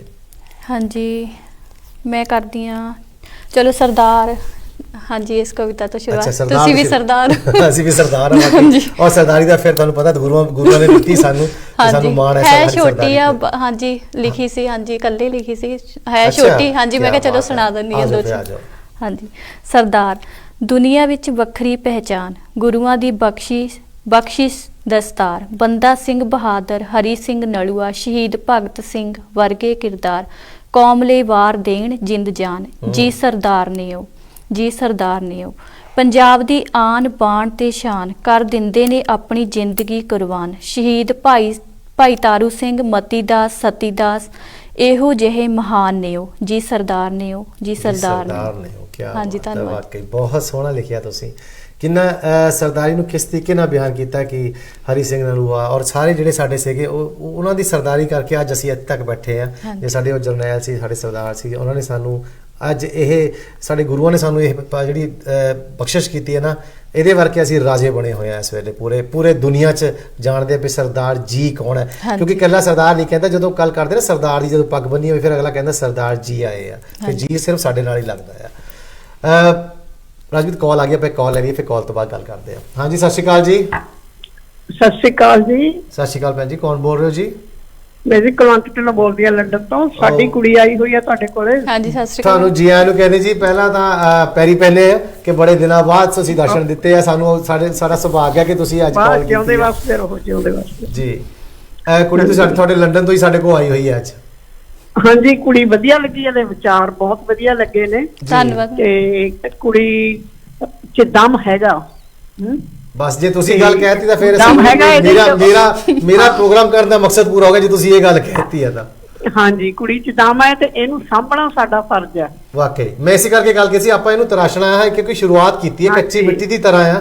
ਇਹਨੂੰ ਤੁਹਾਡੇ ਵਰਗੇ ਜਿਹੜੇ ਸਾਡੇ ਲੇਖਕ ਬੈਠੇ ਆ, ਵੀ ਸਾਰੇ ਬਜ਼ੁਰਗ ਜਿਹੜੇ ਸਾਹਿਤਕਾਰ ਬੈਠੇ, ਉਹਨਾਂ ਨੇ ਤਰਾਸ਼ ਕੇ ਇਹਨੂੰ ਪੂਰਾ ਤਿਆਰ ਕਰਨਾ। ਜੀ ਜੀ ਨਹੀਂ, ਇਹਨੂੰ ਨਾਲ ਲੈ ਕੇ ਚੱਲਾਂਗੇ ਆਪਾਂ, ਇਹ ਵਾਅਦਾ ਹੈਗਾ। ਕੁੜੀ ਦੇ ਖਿਆਲ ਬੜੇ ਵਧੀਆ ਨੇ, ਕੁੜੀ ਚ ਪਹਿਲੀ ਗੱਲ ਵੀ ਕਹੀ ਸੀ ਇਹਦੇ ਚ ਦਮ ਹੈਗਾ ਜੀ। ਤੇ ਇਹਨੂੰ ਆਪਾਂ ਇਹ ਸਾਰਿਆਂ ਨੂੰ ਮੈਂ ਕਹਿੰਦੀ ਹਾਂ ਜਿੰਨੀਆਂ ਵੀ ਸਭਾਵਾਂ ਦੇ ਹਨਾ, ਇਹਨਾਂ ਸਾਰਿਆਂ ਦੇ ਵਿੱਚ ਇਹ ਸ਼ਿਰਕਤ ਕਰਿਆ ਕਰੇ ਹਨਾ। ਤੇ ਇਸ ਲਈ ਇੱਕ ਦੂਜੇ ਨੂੰ ਸੁਣੂਗੀ, ਹੋਰ ਵੀ ਇਹਦੇ ਵਿੱਚ ਜਿਹੜੀ ਪੁਖਤਾ ਆਊਗੀ ਫਿਰ। ਜੀ ਜੀ ਵਾਕਈ। ਤੇ ਬਹੁਤ ਬਹੁਤ ਹੀ ਮੋਹ ਹੈ ਪਿਆਰੀ ਜੀ ਕੁੜੀ ਨੂੰ, ਤੇ ਵਧੀਆ ਲੱਗਿਆ ਵੀ ਤੁਸੀਂ ਨਵਿਆਂ ਨੂੰ ਥਾਂ ਦਿੱਤੀ ਹੈ ਤੇ ਉਹਨਾਂ ਨੂੰ ਇੱਕ ਮੌਕਾ ਦਿੱਤਾ ਹੈਗਾ। ਜੇ ਮੌਕਾ ਮਿਲੂਗਾ ਤੇ ਰਾਹ ਬਣਨਗੇ, ਤੇ ਰਾਹ ਬਣਨਗੇ ਤੇ ਸਫਰ ਹੋਣਗੇ ਤੇ ਮੰਜ਼ਿਲਾਂ ਪਾਈਏ। ਜੀ ਵਾਕਈ ਵਾਕਈ। ਹਾਂਜੀ ਬਹੁਤ ਬਹੁਤ ਧੰਨਵਾਦ ਤੁਹਾਡਾ, ਬਹੁਤ ਬਹੁਤ। ਓਕੇ ਬੇਟਾ, ਇਸੇ ਤਰ੍ਹਾਂ ਹੀ ਆਪਣੀ ਕਲਮ ਤੇਰੀ ਕਹਿੰਦੇ ਹੁੰਦੇ ਆ, ਕਲਮ ਦਾ ਜਿਹੜਾ ਸਫਰ ਆ ਉਹ ਨਿਰੰਤਰ ਜਾਰੀ ਰਹੇ। ਠੀਕ ਹੈ ਜੀ, ਬਹੁਤ ਬਹੁਤ ਧੰਨਵਾਦ ਜੀ ਤੁਹਾਡਾ, ਬਹੁਤ ਧੰਨਵਾਦ। ਰਾਜਮੀਤ, ਬੜੀ ਖੁਸ਼ਕਿਸਮਤ ਹੈ ਤੂੰ ਕਿ ਅੱਜ ਸਾਡੇ ਮਾਮਾ ਵਰਗੇ ਬਜ਼ੁਰਗ, ਸਾਡੇ ਮਾਂ ਹੀ ਹੈ ਸਾਡੀ ਇਹ, ਜਿਹਨੇ ਸਾਨੂੰ ਤੈਨੂੰ ਆਸ਼ੀਰਵਾਦ ਦਿੱਤਾ। ਉਹਨਾਂ ਨੇ ਕਿਆ ਗੱਲ ਕੀਤੀ ਹੈ ਕਿ ਹਾਂ ਇਸ ਕੁੜੀ 'ਚ ਦਮ ਹੈਗਾ ਆ। ਸੋ ਤੂੰ ਹੁਣ ਜਿਸ ਤਰ੍ਹਾਂ ਉਹਨੇ ਕਿਹਾ ਕਿ ਆਪਣੀ ਕਲਮ ਨੂੰ ਰੋਕੀ ਨਾ, ਮੈਂ ਚਾਹਾਂਗਾ ਜਿਹੜੀ ਤੇਰੀ ਕਲਮ ਕਵਿਤਾ ਸੀ ਨਾ, ਇਹ ਕਲਮ ਜਿਹੜੀ ਹੈਗੀ ਆ ਉਹ ਜ਼ਰੂਰ ਸਾਡੇ ਨਾਲ ਸਾਂਝੀ ਕਰ ਤੂੰ, ਤਾਂ ਕਿ ਸਾਡੀ ਮਾਤਾ ਜੀ ਨੂੰ ਵੀ ਉਹ ਇੱਕ ਤਰ੍ਹਾਂ ਦੀ ਸ਼ਰਧਾਂਜਲੀ ਹੋਏਗੀ। ਕਿਉਂਕਿ ਇਹ ਕਲਮ ਤੂੰ ਜਿਹੜੀ ਲਿਖਦੀ ਆ ਵਾਕਈ ਉਸ ਜਾਨ ਹੈਗੀ ਆ, ਔਰ ਅਸੀਂ ਚਾਹੁੰਦੇ ਹਾਂ ਕਿ ਇਸ ਕਲਮ ਨੂੰ ਇਸ ਤਰ੍ਹਾਂ ਤੂੰ ਵਧੀਆ ਵਧੀਆ ਲਿਖੀ ਚਾ। ਹਾਂਜੀ ਠੀਕ ਹੈ। ਕਿਉਂਕਿ ਜਦੋਂ ਕਹਿੰਦੇ ਦਿਲੋਂ ਕਲਮ ਲਿਖਿਆ ਜਾਵੇ ਨਾ, ਫਿਰ ਉਹ ਜਿਹੜੀ ਸੱਚਾਈ ਹੈ ਉਹ ਬਾਹਰ ਆਉਂਦੀ ਹੈ, ਔਰ ਤੂੰ ਲੱਗਦਾ ਕਿ ਦਿਲੋਂ ਲਿਖਦੀ ਹੈ। ਸੋ ਅੱਜ ਆਪਣੀ ਇਸ ਕਵਿਤਾ ਦੇ ਨਾਲ ਕਲਮ ਦੇ। ਹਾਂਜੀ। ਇਹ ਕਲਮ ਜਦ ਇਕੱਲੀ ਬੈਠੀ ਮੈਂ ਸੋਚਾਂ, ਚੁੱਕ ਕਲਮ ਮੈਂ ਕੁਝ ਅੱਖਰ ਲੋਚਾਂ, ਇੱਕ ਚੰਗੇ ਪਿਆਰੇ ਨਿਰਸਵਾਰਥ ਦੋਸਤ ਵਾਂਗ ਮੇਰਾ ਇਹ ਦੇਵੇ ਸਾਥ, ਸਭ ਭੁਲਾ ਦੇਵੇ ਇਹ ਕਿਸੇ ਨਾਲ ਕੀਤੇ ਗਿਲੇ ਸ਼ਿਕਵੇ, ਰੋਸ ਤੇ ਮਨ ਮੁਟਾਵ। ਬਸ ਫਿਰ ਮੈਂ ਸੋਚਾਂ ਕੀ ਲਿਖਾਂ, ਕਿਸ ਬਾਰੇ ਲਿਖਾਂ, ਕੁਝ ਲਿਖਾਂ ਇਦਾਂ ਦਾ ਕਿ ਸਭ ਨੂੰ ਭਾਵੇ, ਇਹ ਨਾ ਹੋਵੇ ਕਿ ਕਿਸੇ ਦਾ ਦਿਲ ਦੁੱਖ ਜਾਵੇ। ਕੋਸ਼ਿਸ਼ ਕਰਦੀ ਹਾਂ ਕਿ ਬਸ ਇਦਾਂ ਹੀ ਇਹ ਮੇਰਾ ਸਾਥ ਨਿਭਾਵੇ, ਇਸ ਤੋਂ ਬਿਨਾਂ ਨਾ ਮੈਨੂੰ ਕੋਈ ਰਾਹ ਦਿਖਾਵੇ। ਇੱਕ ਸੱਚੇ ਦੋਸਤ ਵਾਂਗ ਇਹ ਮੈਨੂੰ ਪਿਆਰ ਕਰੀ ਜਾਵੇ। ਇੱਕੋ ਅਰਦਾਸ ਮਾਲਕਾ, ਉਮਰ ਭਰ ਦਾ ਸਾਥ ਇਹ ਮੇਰਾ ਨਿਭਾਵੇ। ਮਿਹਰ ਕਰੀ ਦਾਤਾ, ਬੁਰੀ ਸੰਗਤ ਤੋਂ ਇਹ ਮੈਨੂੰ ਦੂਰ ਬਿਠਾਵੇ, ਬੁਰੀ ਸੰਗਤ ਤੋਂ ਇਹ ਮੈਨੂੰ ਦੂਰ ਬਿਠਾਵੇ। ਬਸ ਇਹ ਕਲਮ ਏਦਾਂ ਹੀ ਚੱਲੀ ਜਾਵੇ, ਬਸ ਇਹ ਕਲਮ ਏਦਾਂ ਹੀ ਚੱਲੀ ਜਾਵੇ। ਧੰਨਵਾਦ। ਵਾਕਈ ਬਹੁਤ ਸੋਹਣਾ। ਬਸ ਇਹ ਕਲਮ ਏਦਾਂ ਹੀ ਚੱਲੀ ਜਾਵੇ, ਔਰ ਬੁਰੀ ਜਿਹੜੀ ਸੰਗਤ ਤੋਂ ਦੂਰ ਮੈਨੂੰ ਰੱਖੇ। ਉਸ ਤੇਰੀ ਕਲਮ ਨੂੰ, ਮਤਲਬ ਜਿਹੜੀ ਤੁਸੀਂ ਗੱਲ ਕੀਤੀ ਨਾ ਵੀ ਇਹ ਕਲਮ ਮੇਰੀ ਇਸ ਤਰ੍ਹਾਂ ਦੀ ਗੱਲ ਲਿਖੇ ਵੀ ਜਿਹੜੀ ਸੱਚਾਈ ਹੋਵੇ, ਹਰ ਬੁਰੀ ਗੱਲ ਨੂੰ ਅਸੀਂ ਦੂਰ ਛੱਡ ਦਈਏ। ਕਿਉਂਕਿ ਜਿਹੜੀ ਕਲਮ ਜਿਹੜੀ ਜਦੋਂ ਲਿਖਦੀ ਹੈ ਨਾ, ਉਹ ਇਤਿਹਾਸ ਲਿਖਦੀ ਹੈ, ਫਿਰ ਇਤਿਹਾਸ ਬਣਦਾ ਹੈ ਨਾ। ਤੇ ਜੇ ਆਪਣੇ ਦਿਲ ਦੀ ਆਪਾਂ ਗੱਲ ਕਰਾਂਗੇ ਔਰ ਸੱਚਾਈ ਲਿਖਾਂਗੇ ਨਾ, ਤਾਂ ਉਹੀ ਪੜ੍ਹੀ ਜਾਊਗੀ ਤੇ ਉਹੀ ਹਮੇਸ਼ਾ ਸਦੀਆਂ ਤੱਕ ਜੀਂਦੀ ਵੀ ਰਹੂਗੀ। ਤੁਸੀਂ ਕਵਿਤਾ ਬਹੁਤ ਸੋਹਣੀ ਲਿਖਦੇ ਹੋ ਰਾਜਵੀਰ ਜੀ। ਹੁਣ ਜਿਸ ਤਰ੍ਹਾਂ ਮੈਂ ਪਹਿਲਾਂ ਜ਼ਿਕਰ ਕੀਤਾ ਕਿ ਸਾਡੀ ਮਾਂ ਨੇ ਇਹ ਆਸ਼ੀਰਵਾਦ ਦੇ ਦਿੱਤਾ ਸਾਨੂੰ ਕਿ ਤੂੰ ਬਹੁਤ ਵਧੀਆ ਲਿਖਦੀ ਆ, ਤੇ ਕਲਮ ਦੀ ਗੱਲ ਉਹਨਾਂ ਨੇ ਕੀਤੀ ਸੀ, ਕਲਮ ਵਾਲੀ ਤੋਂ ਸੁਣਾਤੀ। ਹੁਣ ਇੱਕ ਮਾਂ ਨੂੰ ਵੀ ਸਮਰਪਿਤ ਆਪਾਂ ਕਰ ਹੀ ਦਈਏ, ਕਿਉਂਕਿ ਤੁਹਾਡੀ ਜਿਹੜੀ ਕਵਿਤਾਵਾਂ ਮੈਨੂੰ ਬਹੁਤ ਚੰਗੀਆਂ ਲੱਗਦੀਆਂ, ਕਿਉਂਕਿ ਉਹਨਾਂ ਦੇ ਵਿੱਚ ਗੱਲਾਂ ਬਹੁਤ ਵਧੀਆ ਹੁੰਦੀਆਂ। ਸੋ ਔਰ ਮਾਂ ਸਾਡੀ ਆਈ ਸੀ, ਅਸੀਂ ਕਹਿੰਦੇ ਵੀ ਮਾਂ ਨੂੰ ਉਹਨਾਂ ਨੂੰ ਸਮਰਪਿਤ ਕਰ ਦਈਏ, ਖਾਸ ਕਰ ਕੁਲਵੰਤ ਢਿੱਲੋਂ ਸਾਡੀ ਜਿਹੜੀ ਮਾਂ ਹੈ। ਠੀਕ ਹੈ ਜੀ, ਜ਼ਰੂਰ। ਹਾਂਜੀ। ਮਾਂ ਤਾਂ ਸੱਚਮੁੱਚ ਮਾਂ ਹੁੰਦੀ ਹੈ, ਸਭ ਤੋਂ ਨਿੱਘੀ ਥਾਂ ਹੁੰਦੀ ਹੈ, ਰੱਬ ਦਾ ਦੂਜਾ ਨਾਂ ਹੁੰਦੀ ਹੈ, ਤਪਦੀ ਧੁੱਪ ਵਿੱਚ ਛਾਂ ਹੁੰਦੀ ਹੈ। ਮਾਂ ਤਾਂ ਸੱਚਮੁੱਚ ਮਾਂ ਹੁੰਦੀ ਹੈ, ਸਭ ਤੋਂ ਠੰਡੀ ਛਾਂ ਹੁੰਦੀ ਹੈ, ਦਿਲੋਂ ਲਾਡ ਲਡਾਉਂਦੀ ਹੈ, ਬੁੱਕਲ ਵਿੱਚ ਲੈ ਦੁੱਧ ਪਿਲਾਉਂਦੀ ਹੈ। ਮਾਂ ਤਾਂ ਸੱਚਮੁੱਚ ਮਾਂ ਹੁੰਦੀ ਹੈ, ਸਭ ਤੋਂ ਨਿੱਘੀ ਥਾਂ ਹੁੰਦੀ ਹੈ। ਮਾਂ ਵਰਗਾ ਕਿਤੋਂ ਪਿਆਰ ਨਹੀਂ ਮਿਲਦਾ, ਲੋੜ ਮਹਿਸੂਸ ਇਹ ਤਾਂ ਹੁੰਦੀ ਹੈ, ਲੋੜ ਮਹਿਸੂਸ ਇਹ ਤਾਂ ਹੁੰਦੀ ਹੈ। ਮਾਂ ਤਾਂ ਸੱਚਮੁੱਚ ਮਾਂ ਹੁੰਦੀ ਹੈ। ਧੰਨਵਾਦ। ਵਾਕਈ ਮਾਂ ਸੱਚਮੁੱਚ ਮਾਂ ਹੁੰਦੀ ਹੈ, ਔਰ ਵਾਕਈ ਇਹ ਸੱਚਾਈ ਹੈ ਕਿ ਮਾਂ ਦੇ ਪੈਰਾਂ 'ਚ ਹਮੇਸ਼ਾ ਜੰਨਤ ਹੁੰਦੀ ਹੈ, ਔਰ ਮਾਂ ਦਾ ਸਤਿਕਾਰ ਕਰਨਾ ਸਾਡਾ ਸਾਰਿਆਂ ਦਾ ਫਰਜ਼ ਬਣਦਾ ਹੈ। ਰਾਜਮੀਤ, ਤੁਹਾਡੀ ਜਿਹੜੀ ਪਾਕਿਸਤਾਨ ਦੇ ਵਿੱਚ ਛਪੀ ਸੀ ਲੋਰੀਆਂ, ਹਾਂਜੀ। ਜਿਹੜੀ ਇਹ ਲੋਰੀਆਂ ਕਹਾਣੀ ਸੀ ਜਾਂ ਇਹ ਕਵਿਤਾ ਸੀਗੀ ਉੱਥੇ? ਹਾਂਜੀ, ਨਹੀਂ ਕਹਾਣੀ ਸੀ। ਇਹ ਵੀ ਕਹਾਣੀ ਸੀ। ਇਹਦੇ ਵਿੱਚ ਕਿਸ ਗੱਲ ਦਾ ਜ਼ਿਕਰ ਕੀਤਾ ਸੀ ਲੋਰੀਆਂ? ਕਿਉਂਕਿ ਲੋਰੀਆਂ ਮਾਂ ਹੀ ਦਿੰਦੀ ਆ ਜੇ ਆਪਾਂ ਗੱਲ ਕਰ ਲਈਏ, ਤੁਸੀਂ ਇਸ ਵਿੱਚ ਕਿਸ ਕਹਾਣੀ ਦਾ ਕੀ ਜ਼ਿਕਰ ਕੀਤਾ ਸੀ ਉਹਦੇ ਵਿੱਚ? ਹਾਂਜੀ, ਉਹਦੇ ਵਿੱਚ ਲੋਰੀਆਂ ਜਿੱਦਾਂ ਸੁਣਾਈਆਂ ਜਾਂਦੀਆਂ ਆ ਬੱਚੇ ਨੂੰ, ਜਿੱਦਾਂ ਛੋਟਿਆਂ ਬੱਚਿਆਂ ਵਾਸਤੇ ਸੀ ਬਾਲ ਸਾਹਿਤ ਦੀ। ਹਾਂਜੀ, ਤੇ ਉਹਦੇ ਵਿੱਚ ਮਾਂ ਦੇ ਦੁਆਰਾ ਵੀ ਉਹ ਪੁੱਛਦਾ ਆ ਲੋਰੀਆਂ ਕੀ ਹੁੰਦੀਆਂ ਆ ਸਕੂਲੋਂ ਆ ਕੇ, ਤੇ ਉਹਦੇ ਵਿੱਚ ਲੋਰੀਆਂ ਦੀ ਉਹ ਫਿਰ ਦੱਸਦੇ ਆ ਕਿ ਲੋਰੀਆਂ ਹੁੰਦੀਆਂ ਸੀ। ਤੇ ਹਾਂਜੀ, ਸਾਰੀ ਗੱਲਬਾਤ ਕੀਤੀ ਉਹਨਾਂ ਦੀ। ਉਹਦੇ ਵਿੱਚ ਬੱਚਿਆਂ ਬਾਰੇ ਖਾਸ ਕਰਕੇ ਪਿਆਰੇ ਦਰਸ਼ਕੋ, ਤੇ ਮੈਂ ਦੱਸ ਦਵਾਂ ਇਹ ਜ਼ਿਆਦਾ ਬਾਲ ਸਾਹਿਤ ਬਾਰੇ ਲਿਖਦੀ ਹੈ ਕਿ ਜਿਹੜੇ ਬੱਚੇ ਛੋਟੇ ਆ ਉਹਨਾਂ ਨੂੰ ਜਿੱਦਾਂ ਉਹਨਾਂ ਨੂੰ ਇੱਕ ਕਹਾਣੀ ਦੇ ਤੌਰ ਤੇ ਸਿਖਾਉਂਦੀ ਹੈ ਇਹ ਗੱਲਾਂ ਸਾਰੀਆਂ। ਆਪਾਂ ਇਹਨੂੰ ਪੁੱਛਦੇ ਹਾਂ ਵੀ ਤੁਸੀਂ ਜਿਹੜਾ ਬਾਲ ਸਾਹਿਤ ਨਾਲ ਜੁੜੇ ਆ, ਵੀ ਤੁਸੀਂ ਇਹਨਾਂ ਬਾਰੇ ਲਿਖਦੇ ਆ, ਬੱਚਿਆਂ ਨੂੰ ਕਹਾਣੀਆਂ ਸੁਣਾਉਣੇ, ਤਾਂ ਇਹਦੇ ਵਿੱਚ ਕੋਈ ਖਾਸ ਕਾਰਨ ਸੀਗਾ? ਹਾਂਜੀ, ਪਹਿਲਾਂ ਲਿਖਣਾ ਸ਼ੁਰੂ ਕੀਤਾ ਕਾਲਜ ਟਾਈਮ ਤੋਂ ਤੇ ਹਾਂਜੀ, ਤੇ ਉੱਥੇ ਲਿਖਿਆ ਪਹਿਲਾਂ ਲਿਖਦਾ ਜਿੱਦਾਂ ਆਮ ਲਿਖਦੀ ਸੀਗੀ ਕਹਾਣੀਆਂ ਵੱਡਿਆਂ ਦੇ ਤੌਰ ਤੇ। ਹਾਂਜੀ, ਤੇ ਉਸ ਤੋਂ ਬਾਅਦ ਪ੍ਰੋਫੈਸਰ ਬਲਵੀਰ ਕੌਰ ਮੈਮ ਸੀ, ਹਾਂਜੀ, ਉਹਨਾਂ ਨੇ ਸਾਥ ਦਿੱਤਾ। ਉਹਨਾਂ ਨੇ ਲਿਖਣਾ ਕਹਾਣੀਆਂ ਤੇ ਲੇਖ ਲਿਖਦੀ ਸੀ, ਕਹਾਣੀਆਂ ਤੇ ਆਈ, ਤੇ ਉੱਥੇ ਫਿਰ ਬਲਜਿੰਦਰ ਮਾਨ ਸਰ ਨਿੱਕੀਆਂ ਕਰੂੰਬਲਾਂ ਦੇ ਸੰਪਾਦਕ, ਹਾਂਜੀ, ਉਹਨਾਂ ਨੇ ਮੈਨੂੰ ਬਾਲ ਸਾਹਿਤ ਨਾਲ ਜੋੜਿਆ। ਉਹਨਾਂ ਨੇ ਤੁਹਾਨੂੰ ਕਿਹਾ ਵੀ ਤੁਸੀਂ? ਹਾਂਜੀ, ਉਹਨੇ ਕਿਹਾ ਕਿ ਤੁਸੀਂ ਛੋਟਿਆਂ ਤੋਂ ਸਟਾਰਟ ਕਰੋ, ਛੋਟਿਆਂ ਲਈ ਵੀ ਕੁਝ ਲਿਖੋ, ਕਿਉਂਕਿ ਇਹਨਾਂ ਨੇ ਜਾ ਕੇ ਅੱਗੇ ਵਧਣਾ ਆ। ਹਾਂਜੀ, ਜੜ੍ਹਾਂ ਤੋਂ ਆਪਾਂ ਅੱਗੇ ਸਿੰਚਾਂਗੇ ਤਾਂ ਅਸੀਂ ਉਹ ਪੇੜ ਬਣੂਗੇ ਬਾਅਦ ਚ ਜਾ ਕੇ। ਹਾਂਜੀ, ਤੇ ਉਹਨਾਂ ਨੇ ਕਿਹਾ ਕਿ ਤੁਸੀਂ ਬਾਲ ਸਾਹਿਤ ਲਈ ਵੀ ਕੁਝ ਲਿਖੋ, ਤੇ ਉੱਥੋਂ ਫਿਰ ਥੋੜਾ ਬਾਲ ਸਾਹਿਤ ਵੱਲ ਹੋ ਗਈ। ਹਾਂਜੀ, ਉੱਧਰ ਲਿਖਣਾ ਸਟਾਰਟ ਕਰਤਾ। ਤਾਂ ਫਿਰ ਹੁਣ ਤੱਕ ਤੁਸੀਂ ਕਿੰਨੀਆਂ ਕਹਾਣੀਆਂ ਲਿਖ ਲਈਆਂ ਬਾਲ ਸਾਹਿਤ ਬਾਰੇ? ਹਾਂਜੀ, ਹੁਣ ਮੈਂ ਕਾਫੀ 12 ਕਹਾਣੀਆਂ, ਹਾਂਜੀ, 12 ਨਵੀਆਂ ਲਿਖੀਆਂ ਹੁਣ ਤੱਕ। ਤੇ ਜਿਹੜੀਆਂ ਥੋੜੀ ਛਪ ਚੁੱਕੀਆਂ ਉਹ ਤਾਂ ਆਪਾਂ ਗੱਲ ਹੀ ਕਰ ਲਈ ਕਿ ਪਾਕਿਸਤਾਨ 'ਚ ਵੀ ਛਪੀਆਂ ਹੈ, ਤੇ ਤੁਹਾਡੀਆਂ ਸਾਹਿਤ ਦੇ ਸਰਨਾਮੇ ਜਿਹੜੇ ਖਾਸ ਮੇਨ ਜਿਹੜੇ ਪੰਜਾਬ ਦੇ ਨਿਊਜ਼ਪੇਪਰ ਨੇ, ਖਬਰਾਂ ਜਿਹੜੀ ਛਪਦੀਆਂ ਉਹ 'ਚ ਵੀ ਥੋੜੀ ਕਾਫੀ ਛਪੀਆਂ ਹੈ, ਜਗਬਾਣੀ 'ਚ ਵੀ ਛਪੀਆਂ, ਉਹਦੇ ਵਿੱਚ ਅਜੀਤ 'ਚ ਵੀ ਛਪੀਆਂ ਹੈ। ਸੋ ਕਾਫੀ ਤੁਹਾਡੀਆਂ ਜਿਹੜੀਆਂ ਕਹਾਣੀਆਂ ਛਪੀਆਂ ਹੈ। ਤੇ ਹੁਣ ਤੁਸੀਂ ਸਾਨੂੰ ਕਿਹੜੀ ਆਪਣੀ ਕਵਿਤਾ ਜਾਂ ਕਹਾਣੀ ਸੁਣਾਉਣਾ ਚਾਹੋਗੇ? ਹਾਂਜੀ, ਇੱਕ ਕਹਾਣੀ ਹੈਗੀ ਆ, ਤੁਸੀਂ ਦੱਸੋ ਕਿ ਛੋਟੇ ਬੱਚਿਆਂ ਦੀ ਜਾਂ ਨਹੀਂ, ਤੁਸੀਂ ਜਿਹੜੀ ਸਾਡੇ ਨਾਲ ਸਾਂਝੀ ਕਰਨਾ ਚਾਹੋ, ਕਿਉਂਕਿ ਅਸੀਂ ਚਾਹੁੰਦੇ ਹਾਂ ਕਿ ਸਾਡੇ ਦਰਸ਼ਕ ਤੁਹਾਨੂੰ ਦੇਖਣ ਕਿ ਤੁਸੀਂ ਕਿੰਨਾ ਵਧੀਆ ਲਿਖਦੇ ਹੋ, ਛੋਟੀ ਉਮਰ 'ਚ ਵੀ ਕਿਸ ਤਰ੍ਹਾਂ ਦਾ ਕਿੱਦਾਂ ਦੇ ਲਿਖਦੇ ਹੋ। ਚਲੋ ਠੀਕ ਆ, ਮੈਂ ਤੁਹਾਨੂੰ ਸੁਣਾ ਦਿੰਦੀ ਹਾਂ ਡੇਕ ਦੀ ਛਾਂ। ਡੇਕ ਦੀ ਛਾਂ, ਅੱਛਾ, ਚਲੋ ਆ ਜਾਓ। ਖਾਸ ਕਰ ਤੁਸੀਂ ਮੈਂ ਦੇਖਿਆ ਤੁਹਾਡੀ ਜਿਹੜੀ ਕਹਾਣੀਆਂ ਸੀਗੀਆਂ ਉਹ ਸਾਰੀਆਂ ਜਿੱਦਾਂ ਸੱਤ ਕਿਉਂ ਨਹੀਂ ਜੁੜਦੇ, ਕੱਚੇ ਭਾਂਡੇ ਔਰ ਕੰਧਾਂ ਤੇ ਲੱਗੀ ਤਸਵੀਰ, ਇਹ ਖਾਸ ਕਰ ਜਿਹੜੀ ਗੱਲਾਂ ਨੇ ਜੇ ਆਪਣੇ ਪੰਜਾਬ ਦੇ ਨਾਲ ਢੁੱਕਦੀਆਂ, ਤੁਸੀਂ ਉਹਨਾਂ ਨੂੰ ਲੈ ਕੇ ਜ਼ਿਆਦਾ ਲਿਖਿਆ ਹੈ। ਹਾਂਜੀ ਜੀ। ਸੋ ਤੁਸੀਂ ਹੁਣ ਡੇਕ ਦੀ ਕਹੀ ਗੱਲ ਕੀਤੀ ਹੈ, ਕਿਉਂਕਿ ਡੇਕ ਦੇ ਔਰ ਖਾਸ ਕਰ ਜਿਹੜਾ ਡੇਕ ਆ, ਸ਼ਾਇਦ ਜਿਹੜੇ ਅੱਜ ਕੱਲ੍ਹ ਦੀ ਜਨਰੇਸ਼ਨ ਉਹਨੂੰ ਨਾ ਪਤਾ ਹੋਵੇ ਡੇਕ ਕੀ ਹੁੰਦੀ ਹੈ, ਪਰ ਤੁਸੀਂ ਵਧੀਆ ਲਿਖਿਆ ਕਿ ਡੇਕ ਦੀ ਛਾਂ। ਇਹਦੇ ਵਿੱਚ ਜਿਹੜੀ ਕਹਾਣੀ ਹੈ ਸਾਨੂੰ ਸੁਣਾਓ ਦਰਸ਼ਕਾਂ ਨੂੰ। ਹਾਂਜੀ ਜ਼ਰੂਰ। ਡੇਕ ਦੀ ਛਾਂ। ਬਾਪੂ ਦੇ ਨਾਲ ਉਹ ਸਮੇਂ ਵੀ ਤੁਰ ਗਏ, ਪਤਾ ਹੀ ਨਾ ਲੱਗਾ ਕਦੋਂ ਬੈਠਕ ਡਰਾਇੰਗ ਰੂਮ ਵਿੱਚ ਤਬਦੀਲ ਹੋ ਗਈ ਤੇ ਪਰਿਵਾਰਕ ਮਹਿਫਲਾਂ ਵੀ ਖਿੰਡ ਗਈਆਂ। ਸਕੂਲ ਜਦੋਂ ਆਉਣਾ ਤਾਂ ਲਾਈਟ ਤਾਂ ਹੁੰਦੀ ਹੀ ਨਹੀਂ ਸੀ, ਪਾਣੀ ਪੀ ਕੇ ਬਾਪੂ ਕੋਲ ਡੇਕ ਦੀ ਛਾਵੇਂ ਬੈਠ ਜਾਣਾ। ਜੇ ਕਿਤੇ ਹਵਾ ਨਾ ਚੱਲਣੀ ਤਾਂ ਉਹਨਾਂ ਨੇ ਸਾਨੂੰ ਪੱਖੀ ਝੱਲ ਦੇਣੀ, ਵੇ ਪੁੱਤ ਰੋਟੀ ਖਾ ਲਓ, ਆ ਜਾਓ ਹੁਣ, ਮਾਂ ਦੀ ਆਵਾਜ਼ ਆਉਣੀ ਅੰਦਰੋਂ, ਰੋਟੀ ਇੱਥੇ ਹੀ ਲਿਆ ਦੇ, ਅੰਦਰ ਕੀ ਕਰਨਾ ਏ ਨੀ, ਬਾਪੂ ਨੇ ਬੋਲਣਾ। ਰੋਟੀ ਵੀ ਮਾਂ ਨੇ ਉੱਥੇ ਹੀ ਡੇਕ ਦੀ ਛਾਂ ਥੱਲੇ ਖਵਾ ਦੇਣੀ। ਰੋਟੀ ਤੋਂ ਬਾਅਦ ਪੁੱਛਿਆ ਜਾਂਦਾ ਕਿ ਸਕੂਲ ਵਿੱਚ ਅੱਜ ਕੀ ਕੀਤਾ, ਕਰਾਇਆ ਵੀ ਕੁਝ ਮਾਸਟਰਾਂ ਨੇ ਕਿ ਐਵੇਂ ਤੁਸੀਂ ਘੁੰਮ ਫਿਰ ਕੇ ਹੀ ਆ ਗਏ। ਇਹ ਸਵਾਲ ਤਾਂ ਰੋਜ਼ ਦੇ ਹੀ ਹੁੰਦੇ ਸਨ, ਤੁਸੀਂ ਵੀ ਤਾਂ ਇਹੀ ਸਵਾਲ ਰੋਜ਼ ਹੀ ਦੱਸ, ਹੋਰ ਕੀ ਉੱਥੇ ਮਾਸਟਰ ਘੁੰਮਣ ਫਿਰਨ ਆਉਂਦੇ, ਐਵੇਂ ਨਿਆਣਿਆਂ ਨੂੰ ਪੁੱਠੇ ਸਿੱਧੇ ਸਵਾਲ, ਮਾਂ ਨੇ ਗੁੱਸੇ ਵਿੱਚ ਬੋਲਣਾ। ਚੁੱਪ ਕਰ, ਤੈਨੂੰ ਕੀ ਪਤਾ, ਪੁੱਛਣਾ ਨਹੀਂ ਚਾਹੀਦਾ ਹੋਰ ਸਾਨੂੰ, ਐਵੇਂ ਬੋਲੀ ਜਾਂਦੀ। ਬਾਪੂ ਨੇ ਅੱਗੋਂ ਟੁੱਟ ਕੇ ਪੈ ਜਾਣਾ।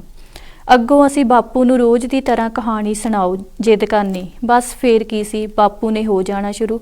ਪਤਾ ਨਾ ਲੱਗਣਾ ਕਿ ਸ਼ਾਮ ਦੇ 4-5 ਕਦੋਂ ਵੱਜ ਜਾਂਦੇ ਸਨ। ਹਰ ਰੋਜ਼ ਦਾ ਇਹੀ ਵਰਤਾਰਾ ਹੁੰਦਾ ਸੀ। ਪਤਾ ਨਾ ਲੱਗਣਾ ਕਦੋਂ ਸਾਲ ਬੀਤ ਗਏ, ਪਤਾ ਨਾ ਲੱਗਾ ਕਦੋਂ ਸਾਲ ਬੀਤ ਗਏ। ਖੁਸ਼ੀ ਯਾਦ ਕਰਦਾ ਦੀਪਾ ਆਪਣੇ ਮਿੱਤਰ ਨੂੰ ਦੱਸਦਾ, ਹੋਰ ਯਾਰ ਸੱਚੀ ਤੂੰ ਤਾਂ ਮੈਨੂੰ ਵੀ ਆਪਣਾ ਬਚਪਨ ਯਾਦ ਕਰਾ ਦਿੱਤਾ। ਕਿੰਨੇ ਵਧੀਆ ਸੀ ਉਹ ਦਿਨ, ਪਰਿਵਾਰਕ ਸਾਂਝ ਹੁੰਦੀ ਸੀ, ਵੱਡਿਆਂ ਕੋਲ ਬੈਠਣ ਦਾ ਸਮਾਂ ਹੁੰਦਾ ਸੀ, ਦੁੱਖ ਸੁੱਖ ਸਾਂਝਾ ਹੁੰਦਾ ਸੀ। ਜੀਤ ਬੋਲਿਆ, ਹੋਰ ਯਾਰ ਬਾਪੂ ਦੀ ਬੈਠਕ ਦਾ ਤਾਂ ਰੂਪ ਹੀ ਵੱਖਰਾ ਹੁੰਦਾ ਸੀ। ਵੇਖਣ ਨੂੰ ਤਾਂ ਕੁਝ ਕੁ ਗਜਾਂ ਵਿੱਚ ਇੱਟਾਂ ਦਾ ਬਣਿਆ ਕਮਰਾ ਤੇ ਕਮਰੇ ਅੱਗੇ ਪਿਆ ਬਰਾਂਡਾ ਹੁੰਦਾ ਸੀ, ਪਰ ਇਹ ਘਰ ਤਾਂ ਉਹ ਸਥਾਨ ਸੀ ਜਿੱਥੇ ਪਰਿਵਾਰਕ ਸੰਸਦ ਲੱਗਦੀ ਸੀ। ਦੀਪ ਬੋਲਿਆ, ਬਾਪੂ ਹੁੰਦਾ ਸੀ ਇਸ ਸੰਸਦ ਦਾ ਸਪੀਕਰ। ਹੋਰ ਕਮਰੇ ਦੀ ਥਾਂ ਭਾਵੇਂ ਅੱਜ ਕੋਠੀ ਹੈ, ਸੁੱਖ ਸਹੂਲਤਾਂ ਵਾਲੀ ਜ਼ਿੰਦਗੀ ਹੈ ਭਾਵੇਂ, ਪਰ ਉਹ ਸਕੂਨ ਨਹੀਂ ਹੈ ਜੋ ਅੱਗੇ ਹੁੰਦਾ ਸੀ। ਉਸ ਡੇਕ ਦੀ ਛਾਵੇਂ ਦੀਪਾ ਹੌਂਕਾ ਜਿਹਾ ਲੈ ਕੇ ਬੋਲਿਆ, ਸਹੀ ਕਿਹਾ ਦੀਪਿਆ ਤੂੰ।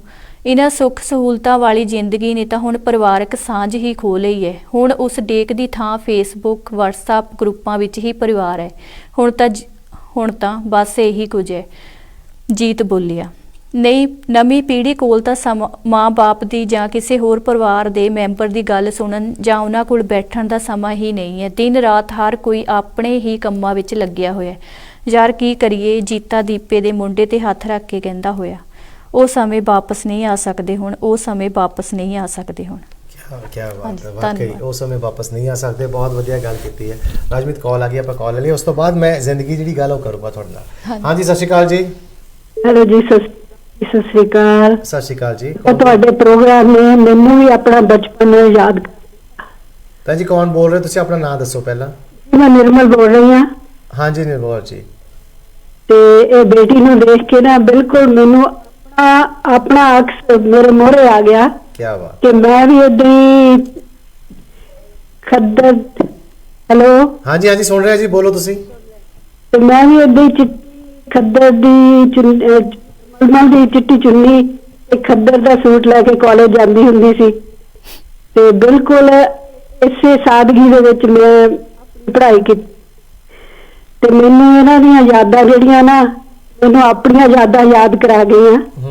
ਤੇ ਜਿਹੜੀ ਮੈਂ ਇੱਕ ਛੋਟੀ ਜਿਹੀ ਲਿਖੀ ਹੈ ਜੀ, ਤੇ ਮਿੱਠੀ ਮਹਿਕ ਪੰਜਾਬ ਦੀ, ਕਿੰਨੀ ਮਿੱਠੀ ਸੀ ਮਹਿਕ ਪੰਜਾਬ ਦੀ, ਚਾਰੋਂ ਪਾਸੇ ਇੰਨੀ ਮਿੱਠੀ ਹੁੰਦੀ ਸੀ ਮਹਿਕ ਪੰਜਾਬ ਦੀ।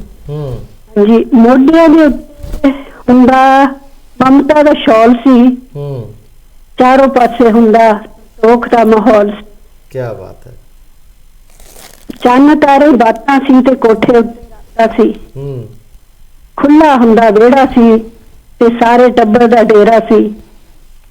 ਠੰਡੀਆਂ ਹਵਾਵਾਂ ਸੀ ਤੇ ਬਜ਼ੁਰਗਾਂ ਦੀਆਂ ਦੁਆਵਾਂ ਸੀ।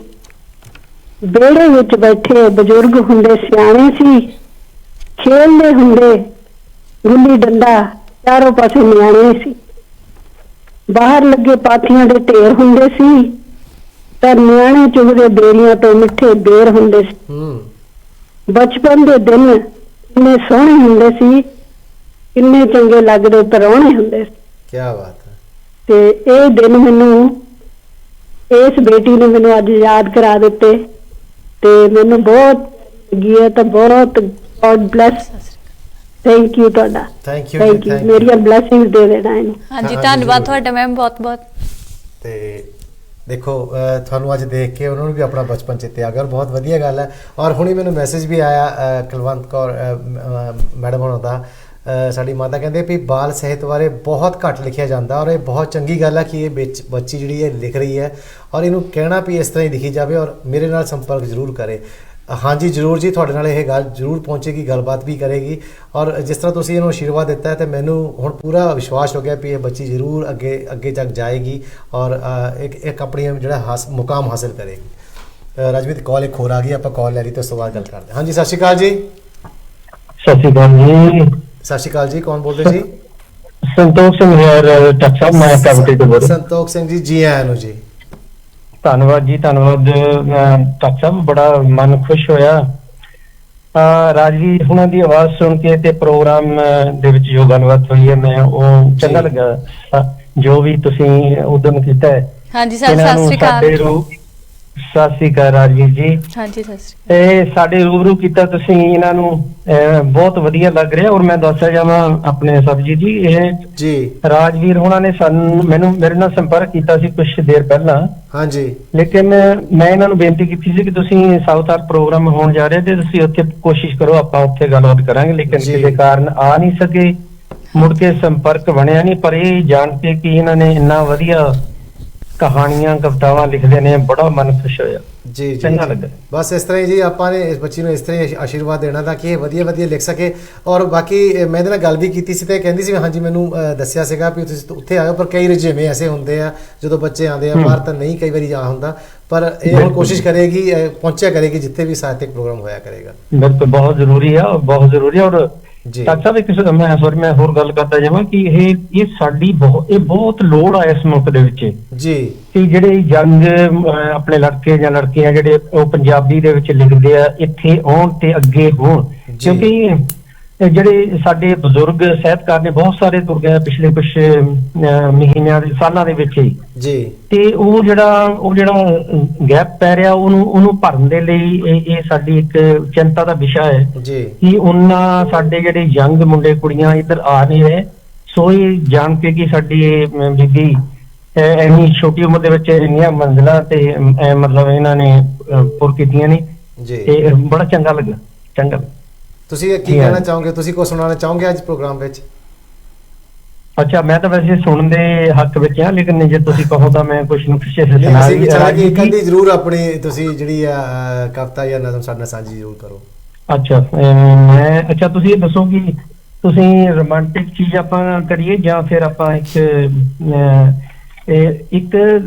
ਸਰ ਜੀ, ਮੈਨੂੰ ਨਾ ਸਾਡੇ ਆਪਣੇ ਦੋਸਤੀ ਮਾਤਾ ਜੀ ਇੰਡੀਆ ਵਿੱਚ ਸਰੋਗਾਸ ਹੋ ਗਏ ਨੇ। ਹਾਂਜੀ, ਤੇ ਗੱਲ ਥੋੜੀ ਸੀਰੀਅਸ ਹੋ ਜਾਂਦੀ, ਲੇਕਿਨ ਜੇ ਤੁਹਾਡੇ ਕੋਲ ਸਮਾਂ ਹੈ ਤਾਂ ਮੈਂ 2 ਮਿੰਟ ਲੱਗਣੇ ਆਪਾਂ ਨੂੰ ਇਹਨੂੰ। ਆ ਜਾਓ ਕੋਈ ਗੱਲ ਨਹੀਂ, ਆ ਜਾਓ। ਕਿਉਂਕਿ ਇਹ ਮੈਂ ਇੱਥੇ ਚਾਹੁੰਦਾ ਕਿ ਕੁਝ ਦੇਰ ਪਹਿਲਾਂ ਆਪਣੇ ਸਾਰਿਆਂ ਦੇ ਨਾਲ ਇਹ ਭਾਣੇ ਵਰਤਦੇ ਨੇ ਕਿ ਜ਼ਿੰਦਗੀ ਦੇ ਵਿੱਚ ਕੋਈ ਆਪਣੇ ਮਾਪੇ ਬੈਠੇ ਨਹੀਂ ਰਹਿੰਦੇ ਜੀ, ਪਰ ਕਈ ਵਾਰ ਜਦ ਤੁਸੀਂ ਆਪਣਾ ਖੁੱਲਾ ਵਿਹੜਾ ਛੱਡ ਕੇ ਆਉਂਦੇ ਨਾ ਪ੍ਰਦੇਸ਼ ਦੇ ਵਿੱਚ, ਤੇ ਜਦੋਂ ਵਾਪਸ ਜਾਂਦੇ ਆ ਉਹ ਤੁਹਾਡੇ ਤੇ ਕੀ ਵਾਪਰਦੀ ਆ, ਉਹ ਕੁਝ ਗੱਲਾਂ ਲਿਖੀਆਂ ਮੈਂ ਕੋਸ਼ਿਸ਼ ਕਰਦਾ ਵੀ ਕੁਝ ਸ਼ੇਅਰ ਕੱਟ ਕੇ ਮੈਂ ਛੋਟੀ ਜੀ ਜਲਦੀ ਖਤਮ ਕਰ ਦਵਾਂ ਗੱਲ ਜੀ। ਆ ਜਾਓ ਇਰਸ਼ਾਦ। ਉਹ ਲਿਖਿਆ ਹੈ, ਪਿੰਡ ਦੀ ਗਲੀ ਚ ਮੈਂ ਜਦ ਪੈਰ ਪਾਇਆ, ਬਚਪਨ ਮੇਰਾ ਮੈਨੂੰ ਮੁੜ ਯਾਦ ਆਇਆ। ਕੀ ਬਾਤ ਹੈ।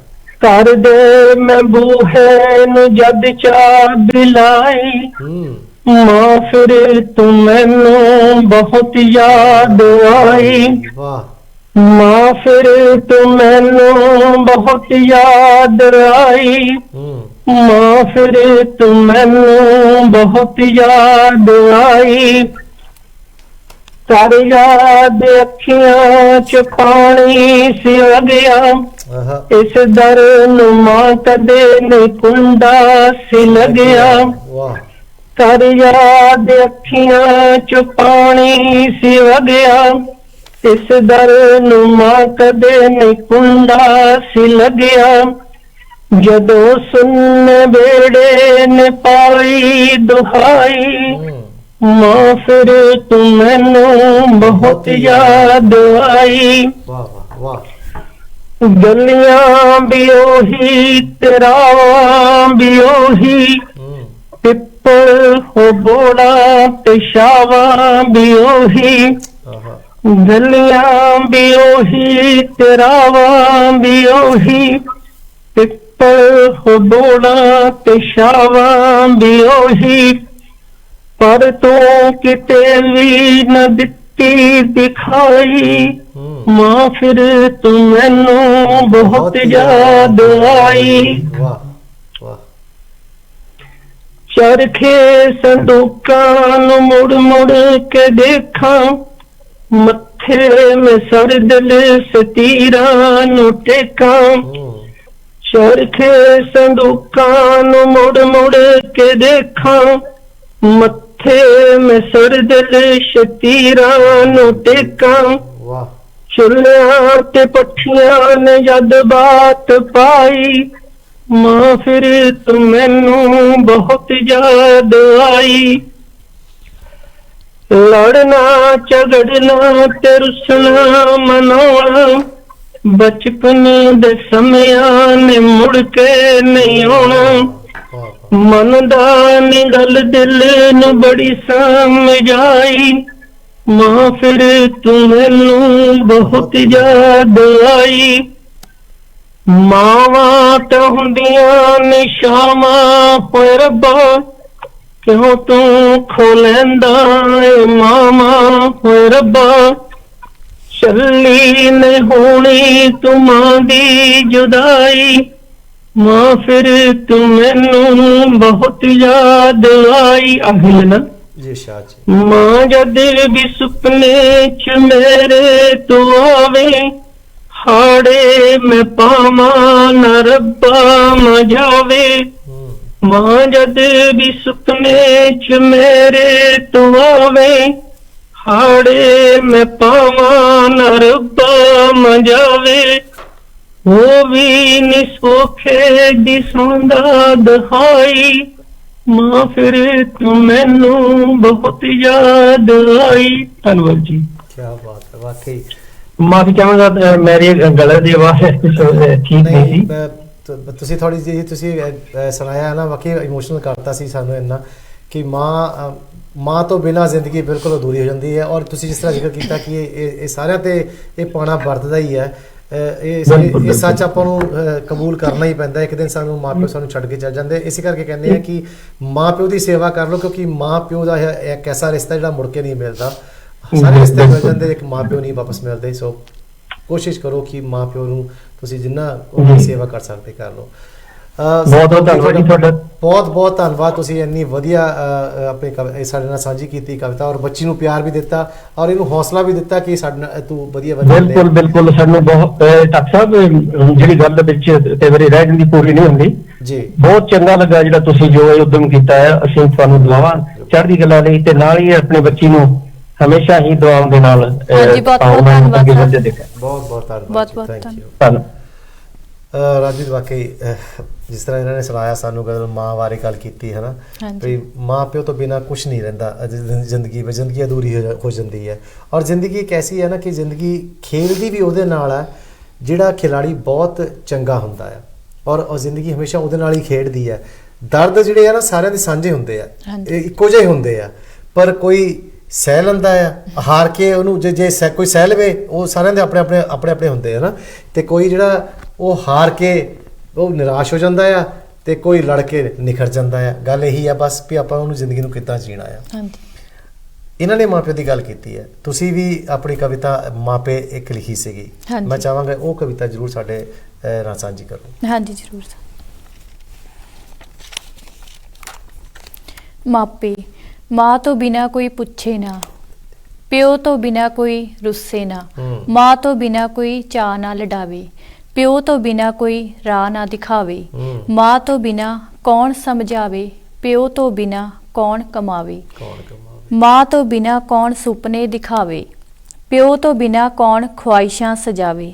ਰੱਬਾ ਖੁਸ਼ ਤੇ ਸੁਖੀ ਰੱਖੀ ਸਭ ਦੇ ਮਾਪੇ, ਮਾਪਿਆਂ ਨੂੰ ਕਦੀ ਵੀ ਕੋਈ ਦੁੱਖ ਨਾ ਆਵੇ, ਮਾਪਿਆਂ ਨੂੰ ਕਦੀ ਵੀ ਕੋਈ ਦੁੱਖ ਨਾ ਆਵੇ। ਵਾਕਈ ਬਹੁਤ ਵਧੀਆ ਗੱਲ ਹੈ ਕਿ ਮਾਪਿਆਂ ਨੂੰ ਕਦੀ ਕੋਈ ਦੁੱਖ ਨਾ ਆਵੇ। ਔਰ ਮਾਂ ਹਮੇਸ਼ਾ ਲੋਰੀਆਂ ਦੇ ਕੇ ਸੁਣਾਉਂਦੀ ਹੈ ਤੇ ਪਿਓ ਕਮਾ ਕੇ ਲਿਆਂਦਾ ਹੈ। ਔਰ ਪਿਓ ਕਹਿੰਦੇ ਹੁੰਦੇ ਕਦੋਂ ਜਦੋਂ ਗੱਲ ਚੱਲਦੀ ਨਾ ਪਿਓ ਦੀ, ਪਿਓ ਬਾਰੇ ਬਹੁਤ ਘੱਟ ਲਿਖਿਆ ਜਾਂਦਾ, ਲੇਕਿਨ ਜਿਹੜੀ ਗੱਲ ਹੈ ਕਿ ਪਿਓ ਰੋ ਨਹੀਂ ਸਕਦਾ। ਲੇਕਿਨ ਜਦੋਂ ਬੱਚਾ ਜਨਮ ਲੈਂਦਾ ਨਾ, ਜਦੋਂ ਕਹਿੰਦੇ ਬੱਚਾ ਪੇਟ 'ਚ ਹੁੰਦਾ ਆ, ਪਿਓ ਦੀ ਜ਼ਿੰਮੇਵਾਰੀ ਉਦੋਂ ਤੋਂ ਸ਼ੁਰੂ ਹੋ ਜਾਂਦੀ ਹੈ। ਬੱਚਾ 9 ਮਹੀਨੇ ਬਾਅਦ ਆਉਂਦਾ, ਲੇਕਿਨ ਪਿਓ ਦੀ ਜ਼ਿੰਮੇਵਾਰੀ ਉਸ ਵੇਲੇ ਸ਼ੁਰੂ ਹੋ ਜਾਂਦੀ, ਉਹ ਆਪਣੇ ਬੱਚੇ ਦੇ ਭਵਿੱਖ ਬਾਰੇ ਸੋਚਣ ਲੱਗ ਪੈਂਦਾ ਹੈ। ਸੋ ਪਿਓ ਦਾ ਵੀ ਉਨਾ ਹੀ ਸਤਿਕਾਰ ਕਰੋ ਜਿੰਨਾ ਮਾਂ ਦਾ ਕਰਦੇ ਹੋ। ਰਾਜਮੀਤ ਕਾਲ ਆ ਗਈ, ਕਾਲ ਲੈ ਲਈਏ। ਹਾਂਜੀ ਸਤਿ ਸ਼੍ਰੀ ਅਕਾਲ ਜੀ। ਹਾਂਜੀ ਸਤਿ ਸ਼੍ਰੀ ਅਕਾਲ ਜੀ। ਸਤਿ ਸ਼੍ਰੀ ਅਕਾਲ ਦੋਨਾਂ ਨੂੰ ਜੀ, ਤੇ ਜਿੰਨੇ ਵੀ ਤੁਹਾਡੇ ਮਾਧਿਅਮ ਰਾਹੀਂ ਦਰਸ਼ਕ ਜੁੜੇ ਨੇ ਉਹਨਾਂ ਨੂੰ ਵੀ ਬਹੁਤ ਬਹੁਤ ਪਿਆਰ ਤੇ ਸਤਿਕਾਰ ਜੀ। ਕੌਣ ਸਾਹਿਬ ਬੋਲ ਰਹੇ ਜੀ, ਆਪਣਾ ਨਾਮ ਦੱਸ ਦਿਓ ਪਹਿਲਾਂ। ਹਾਂਜੀ ਮੇਰਾ ਨਾਮ ਜਸ ਆ ਜੀ, ਐਕਚੁਅਲੀ ਮੈਂ ਪ੍ਰੋਫੈਸ਼ਨਲੀ ਸਿੰਗਿੰਗ ਕਰਦਾ ਜੀ। ਅੱਛਾ ਜਸ ਜੀ, ਹਾਂਜੀ ਜੀ ਜੀ ਜੀ। ਮੈਂ 1 ਮਹੀਨਾ ਹੀ ਹੋਇਆ ਮੈਨੂੰ ਅਜੇ ਇੰਗਲੈਂਡ ਆਏ ਨੂੰ। ਅੱਛਾ ਜੀ, ਕਿੱਥੋਂ ਆਏ ਹੋ ਤੁਸੀਂ? ਇੱਥੇ ਬੈਠੇ ਪ੍ਰੋਗਰਾਮ ਸੁਣ ਰਹੇ ਸੀ ਤੁਹਾਡਾ ਜੀ, ਟੌਪਿਕ ਸੀਗਾ ਮਾਂ ਦਾ ਜੀ, ਤੇ ਮੇਰਾ ਵੀ ਦਿਲ ਕੀਤਾ ਕਿ ਮੈਂ ਕਾਲ ਕਰਾਂ। ਸੋ ਬਹੁਤ ਵਧੀਆ ਗੱਲ ਹੈ ਤੁਸੀਂ ਕਾਲ ਕੀਤੀ, ਔਰ ਤੁਸੀਂ ਕਿਹਾ ਵੀ ਤੁਸੀਂ ਪ੍ਰੋਫੈਸ਼ਨਲ ਸਿੰਗਰ ਵੀ ਹੋ ਔਰ ਤੁਸੀਂ ਮਾਂ ਦਾ ਗੱਲ ਸੁਣਾਉਣਾ ਚਾਹੁੰਦੇ, ਤੇ ਮੈਂ ਜ਼ਰੂਰ ਕਹਾਂਗਾ ਤੁਸੀਂ ਸਾਡੇ ਨਾਲ ਸਾਂਝਾ ਜ਼ਰੂਰ ਕਰੋ। ਜੀ ਜੀ ਜੀ ਜੀ ਜੀ। ਐਕਚੁਅਲੀ ਜਦੋਂ ਹੁਣ ਮੈਂ ਇੱਥੇ ਆਇਆ ਤੇ ਇੱਥੇ ਆ ਕੇ ਹੀ ਗਾਣਾ ਲਿਖਿਆ ਮੈਂ ਜੀ। ਤੇ ਇੱਕ ਜਿਵੇਂ ਇੱਥੇ ਪ੍ਰਦੇਸੀ ਸਾਡੇ ਬੈਠੇ ਨੇ ਤੇ ਉਹਨਾਂ ਨੂੰ ਉਹਨਾਂ ਦੀਆਂ ਮਾਵਾਂ ਉਡੀਕਦੀਆਂ ਨੇ ਜੀ, ਤੇ ਉਹਨਾਂ ਨੂੰ ਇੱਕ ਮਾਵਾਂ ਨੂੰ ਚਾਅ ਹੁੰਦਾ ਹੈ ਕਿ ਹੁਣ ਦੀਵਾਲੀ ਆ ਗਈ ਹੈ, ਜਿਹੜਾ ਹੁਣ ਸਾਡੇ ਫੈਸਟੀਵਲ ਖਾਸ ਤੌਰ ਇੰਡੀਆ ਦੇ ਵਿੱਚ ਬਹੁਤ ਵੱਡੇ ਉਹਦੇ ਵਿੱਚ ਮਨਾਇਆ ਜਾਂਦਾ ਨਾ ਜੀ। ਸੋ ਮਾਂ ਆਨੇ ਬਹਾਨੇ ਨਾਲ ਪੁੱਤ ਨੂੰ ਸੱਦਣਾ ਚਾਹੁੰਦੀ ਆ, ਉੱਥੇ ਚੜ ਲੈਣਾ ਜੀ। ਸੋ ਆ ਜਾਓ ਜਾਸੀ, ਆ ਜਾਓ ਜੀ। ਉਹ ਪਰਦੇਸੀ ਵਸਦੇ ਆ ਪੁੱਤਰਾ, ਪਰਦੇਸੀ ਵਸਦੇ ਆ ਪੁੱਤਰਾ, ਹੁਣ ਫੇਰਾ ਪਾ ਜਾਵੇ, ਆ ਦੀਵਾਲੀ ਬੇਬੇ ਬਾਪੂ ਨਾਲ ਮਨਾ ਜਾਵੇ, ਆ ਦੀਵਾਲੀ ਬੇਬੇ ਬਾਪੂ ਨਾਲ ਮਨਾ ਜਾਵੇ। ਕਿ ਗਲ ਨਾ ਲੱਗ ਕੇ ਮਾਂ ਦੇ, ਗਲ ਨਾ ਲੱਗ ਕੇ ਮਾਂ ਦੇ ਕਾਲਜ ਠੰਡ ਜਿਹੀ ਪਾ ਜਾਵੇ। ਆ ਦੀਵਾਲੀ ਬੇਬੇ ਬਾਪੂ ਨਾਲ ਮਨਾ ਜਾਵੇ, ਆ ਦੀਵਾਲੀ ਬੇਬੇ ਬਾਪੂ ਨਾਲ ਮਨਾ ਜਾਵੇ। ਹੋਰ ਬਰਕਤਾਂ ਪਾਵੇ ਰੱਬ ਤੇਰੀ ਕੀਤੀ ਕਮਾਈ ਤੇ, ਵੇ ਲੋਕੀ ਦੇਣ ਵਧਾਈਆਂ ਤੇਰੀ ਕੋਠੀ ਪਾਈ ਤੇ, ਵੇ ਲੋਕੀ ਦੇਣ ਵਧਾਈਆਂ ਤੇਰੀ ਕੋਠੀ ਪਾਈ ਤੇ। ਘਰ ਦੀ ਚੱਠ ਕਰਾ ਕੇ ਅਖੰਡ ਪਾਠ ਸਾਹਿਬ ਕਰਾ ਕੇ ਮੇਰੀ ਸੁਖਣਾ ਲਾ ਜਾਵੇ। ਆ ਦੀਵਾਲੀ ਬੇਬੇ ਬਾਪੂ ਨਾਲ ਮਨਾ ਜਾਵੇ ਜੀ। क्या बात है, वाकई जस जी बहुत वधिया तुसी ये गीत लिखिया है और बड़े मान की गल है कि तुसी ये गीत लिखिया भी आप और गाया भी बहुत खूबसूरत उस चीज़ नूं।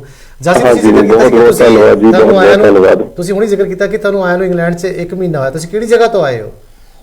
मैं पंजाब जलंधर तो आया जी।